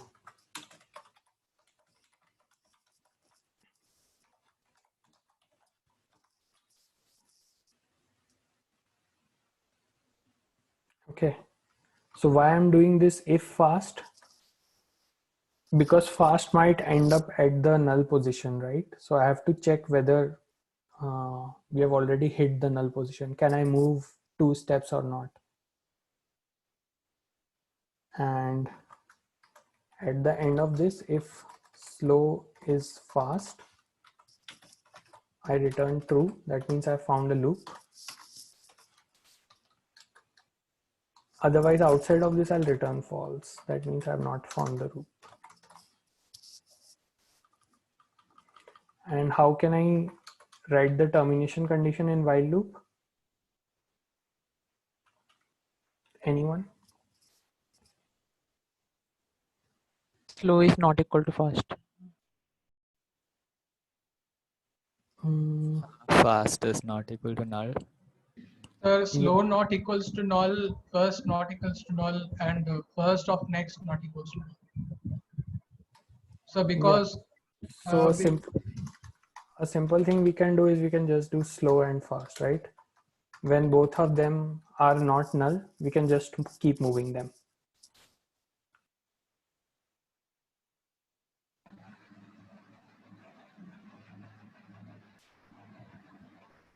Okay.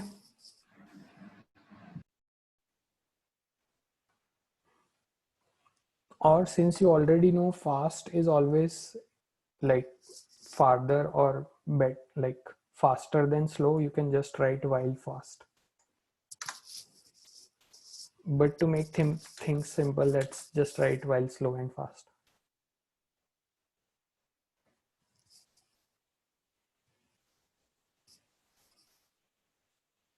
Okay, there is just one more thing I need to make sure, that whenever the slow and fast meet, that should be a null value. So I just add slow is not null and slow is equals to fast. Excuse me, sir. Yeah. Yeah, can you explain that if fast, then fast is equal to fast? Can you explain that if condition? Okay, so before that, this is one step of slow. Okay, now I have to make 2 steps of fast.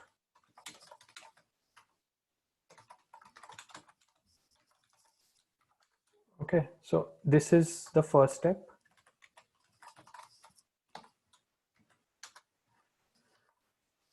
Now the first step will always, you can do the first step always, because you have checked the fast is not null. So fast will have a next element. So you can do this assignment. Now, once you move to the next element, you don't know whether that element is null. So you have to check whether the element is not null and whether it has the next element. So what I'm trying to say, okay, let me explain on whiteboard.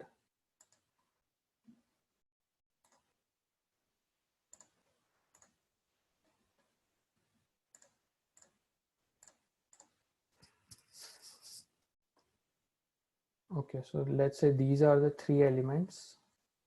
I have 1, 2, and 3. Okay, and this is null. So there is no cycle in this case. Okay, let's start with slow fast pointer at this point. So this is slow, this is fast. Now after iteration 1, where will be the slow pointer be? Slow pointer will be at this position, and fast pointer will move 2 steps. So fast pointer will come here, right?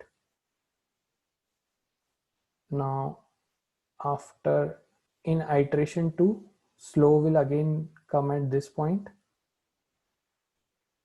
But can you move fast 2 steps here after this iteration? Can this fast move 2 steps?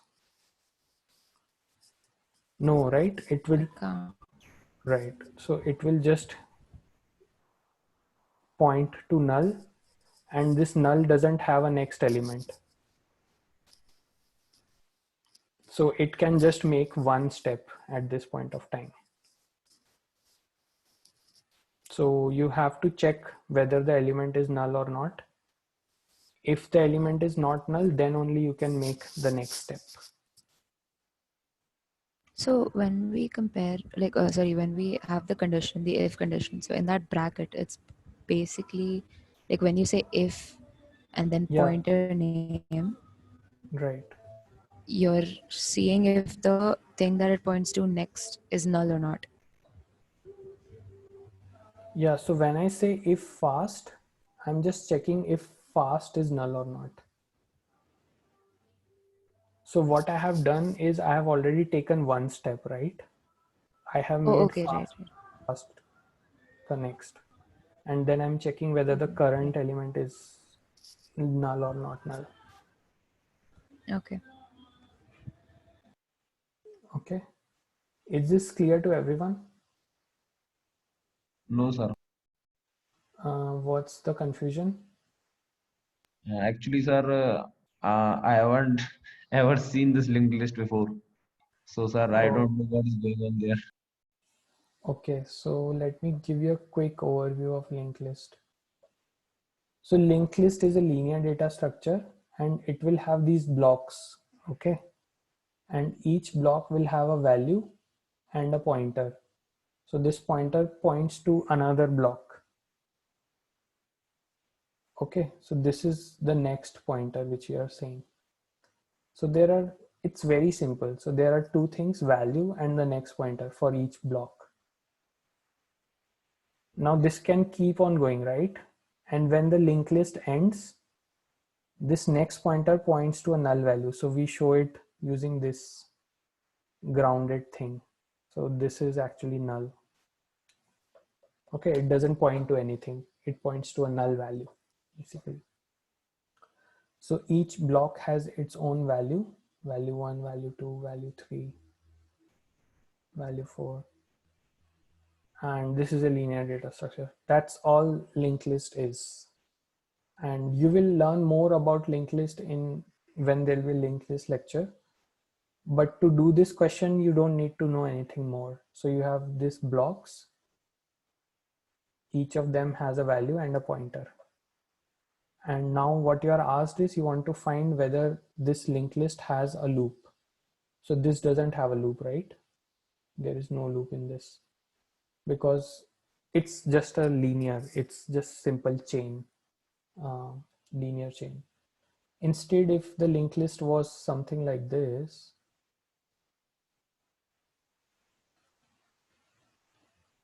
whether let's say this points to this, now you have this loop, right? This is your loop. So we want to detect whether a linked list has loop or not. If it has a loop, we want to return true. Otherwise, we want to return false.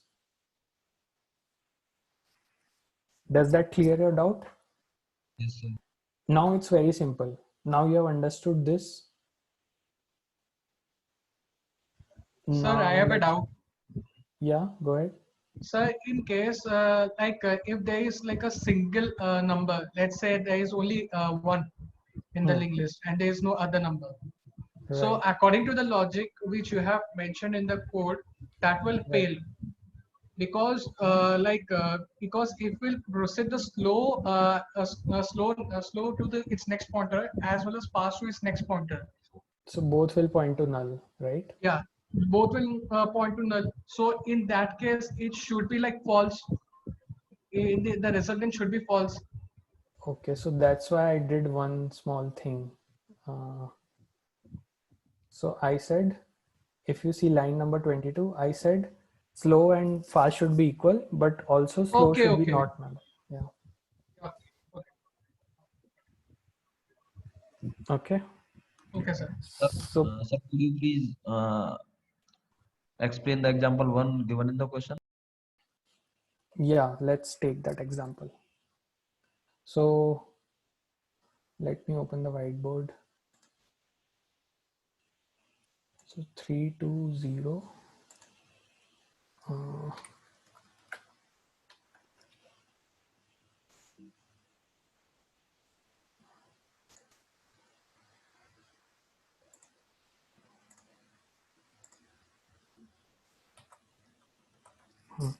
So in the example, we are given this particular thing, 3, 2, 0, -4, and -4 points to 2.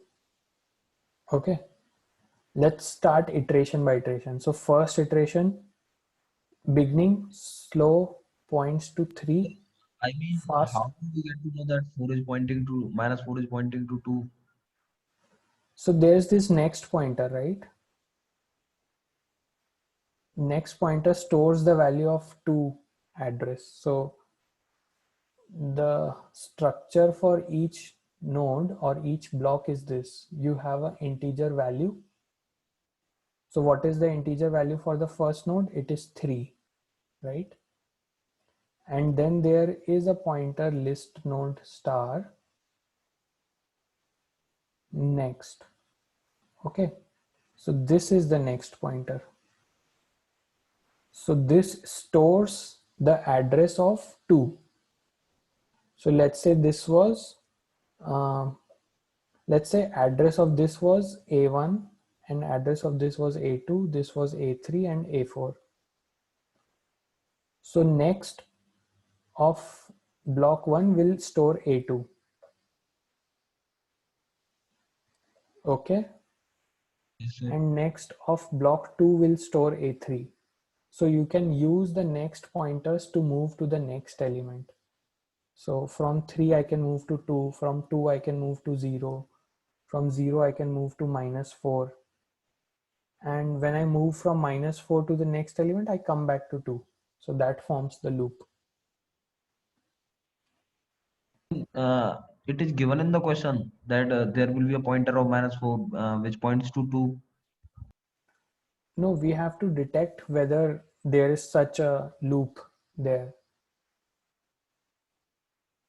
So I mean, how you draw this figure while in this in example it is not given. Oh, okay, I see. Yeah, so you, for that particular example, you need to have this figure. Yeah. Yeah, so there could be a 3 to 0 -4, which doesn't have a loop. So this would be, so this is no loop. And this is with loop. Sir, you mean this diagram will be given to us? No, once you have the structure, once you have this code, you don't need the diagram, right? I Can you mean, understand? what is the use of the POS post equal to 1 given in the Can you say that again? in the example with this English, there is also P pose equal to 1 given. What is the meaning of that?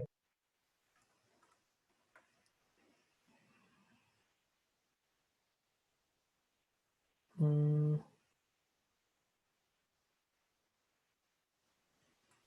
pause 1.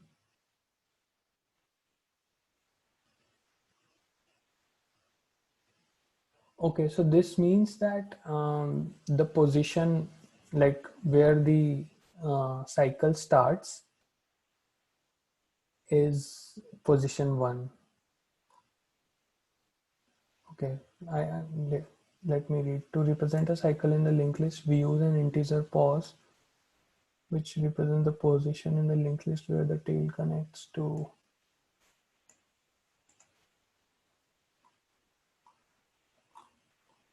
I think there is no input as pause in the question.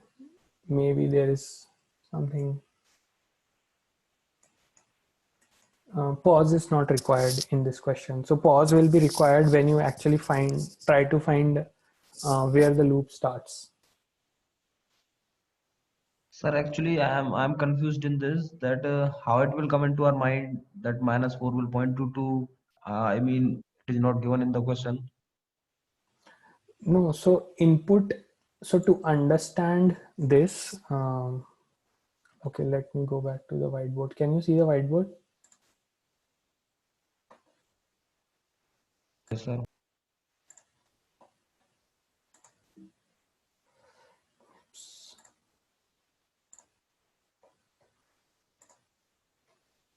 Okay. So what I'm saying is, in the example, you would need the position where the loop ends, but like to code, you don't need that position, right? You just need to know the next pointers. And using the next pointers, you can determine whether there's a loop or not. So you're just given head. So head is A1. So that's the address of the first element. Okay. And the first element contains A2. Then second element contains A3. The third element contains A4. So you know where these elements are pointing to.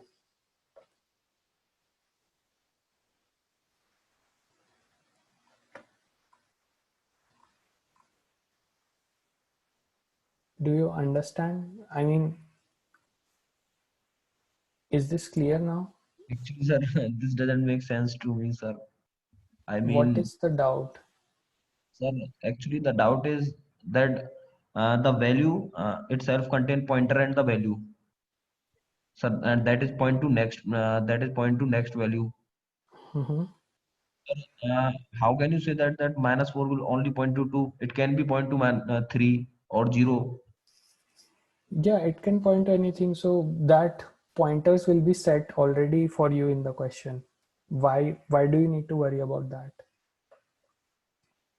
Just we will just check this situation only. That is, if there is a loop, then it will return true. If then not loop, then it will false.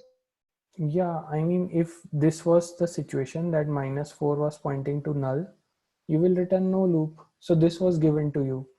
If instead you were given this,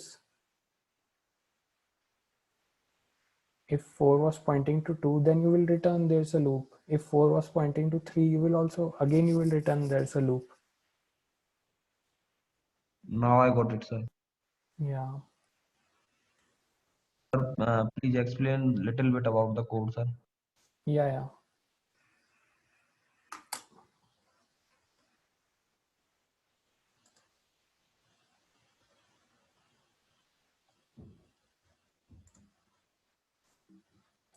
So now coming to the code, both slow and fast pointers start from the first position. Okay. Now what I said is I'll move slow pointer by 1 step and fast pointer by 2 steps. So this is how I move the slow pointer by 1 step. Yeah, go ahead.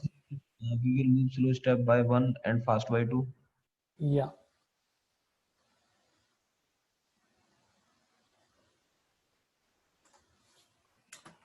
So these are the 2 steps of fast pointer. The first step and the second step. Okay, and to make the second step, I need to make sure that I can actually do the second step. So for that, I check if fast. And somewhere in this loop, if I get slow and fast, same, then I'm sure that there's a loop and I return true. And outside of this, I just return false. And so why are we just taking the fast pointer to move by 2 steps? Like Why by 2 steps only? So you can make it move by 3, 4, anything. They'll anyways meet. So there's a link I will share with you guys, which says that you can move the fast pointer by any number of steps. It doesn't matter. Okay. Yeah. Like to write the code, we just use 2 steps. That's the norm basically. That's what we follow. Sir, please explain while loop once more.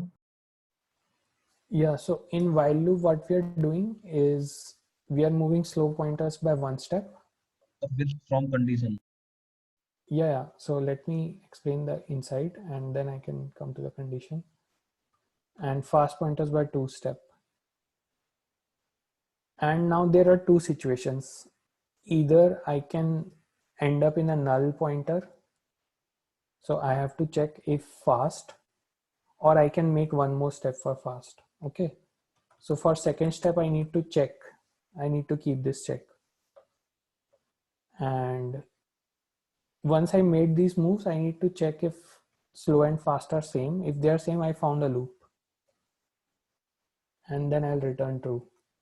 Now I'll keep doing this till both of them are not null. So till both of them can move, I'll keep them moving.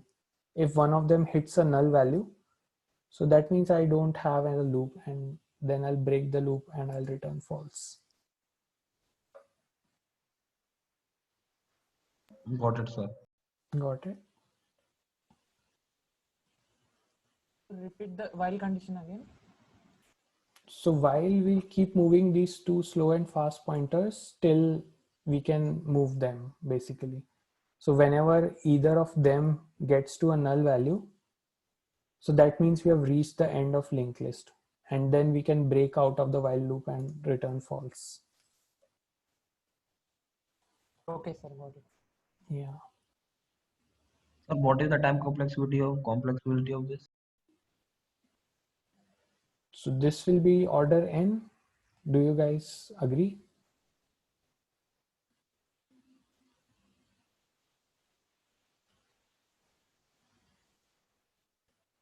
So you can think it very simply. So relatively fast is moving 1 step.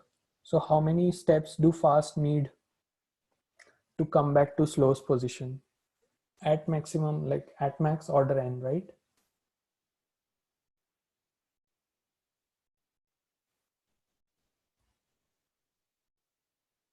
And if there is no loop, you will reach to the end of the linked list in order n.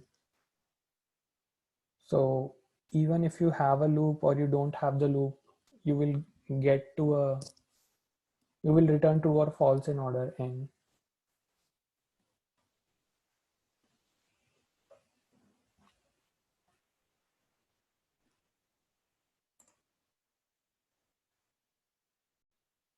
Okay.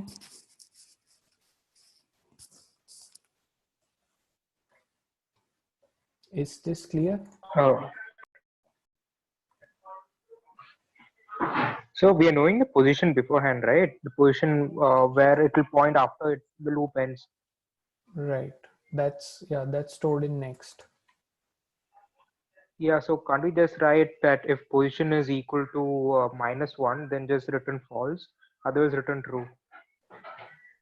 No, position is not part of your input here. Okay, okay. It's just for like when you try or test, when you run the code and when you have your own input. Now, how do you, so this is for testing. This is not for your thing. Okay. Yeah.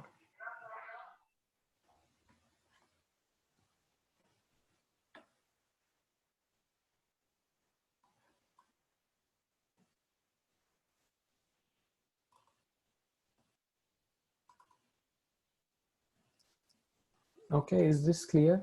Anybody has any doubts?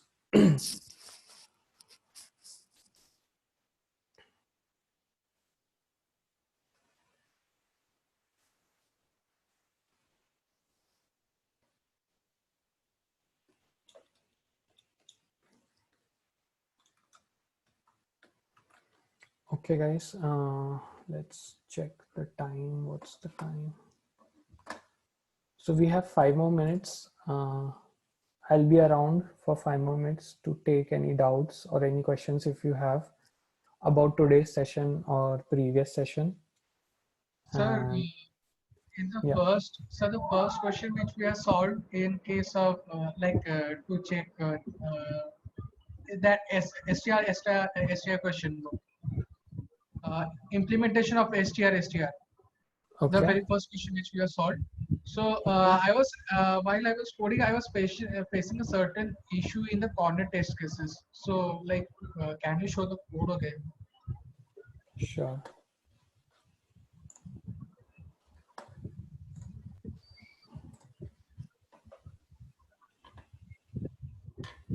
So str.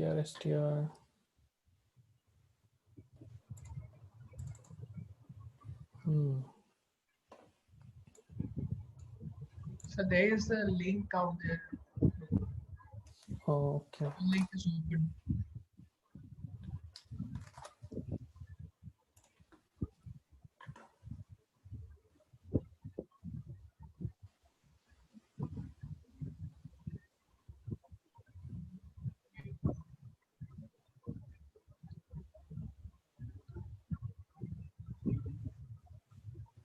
So anybody else having, yeah, go ahead. So can you scroll down, please?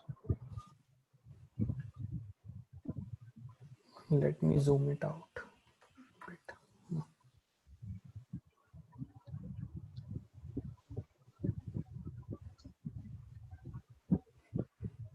Anybody has any other doubts? By the way, guys, go back and like look through these codes, try to understand them if you don't. But it's Yeah. And try to code yourself. So try to, yeah, implement yourself. Don't just mug up these codes. That's not the way you will learn. Try to apply these methods yourself. So that will be better. And So as could I you share a resource on linked list? so linked list will be covered soon. And if you don't understand that right now, I can share some resources, but anyways, we'll teach you, right? So I was assuming that you Slow might and know. fast pointer is only applicable for linked list, right?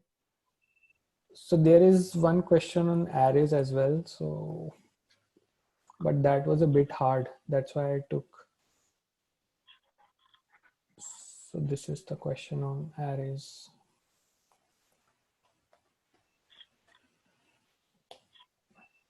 So it's applicable, slow and fast pointer is applicable for linear data structures. And whatever we talked about 2 pointers is applicable for linear data structures. We took a particular example of slow and fast for linked list, yeah, and it can be, as you can imagine, it will be true for any linear data structure. Okay. Yes. So I think that is all for today, guys. If you have any other confusion, let me know. Yeah. So can you also share some hints for most profit assigning work problem which you gave yesterday? Oh yeah, okay, I'll do that. I'll do that in some time. So I have a meeting in 2 minutes now. So after that meeting, I'll share some hints on that. Thank you, sir. Okay. Okay, guys, it was nice talking to you. I'll be back teaching you bit manipulation and some math.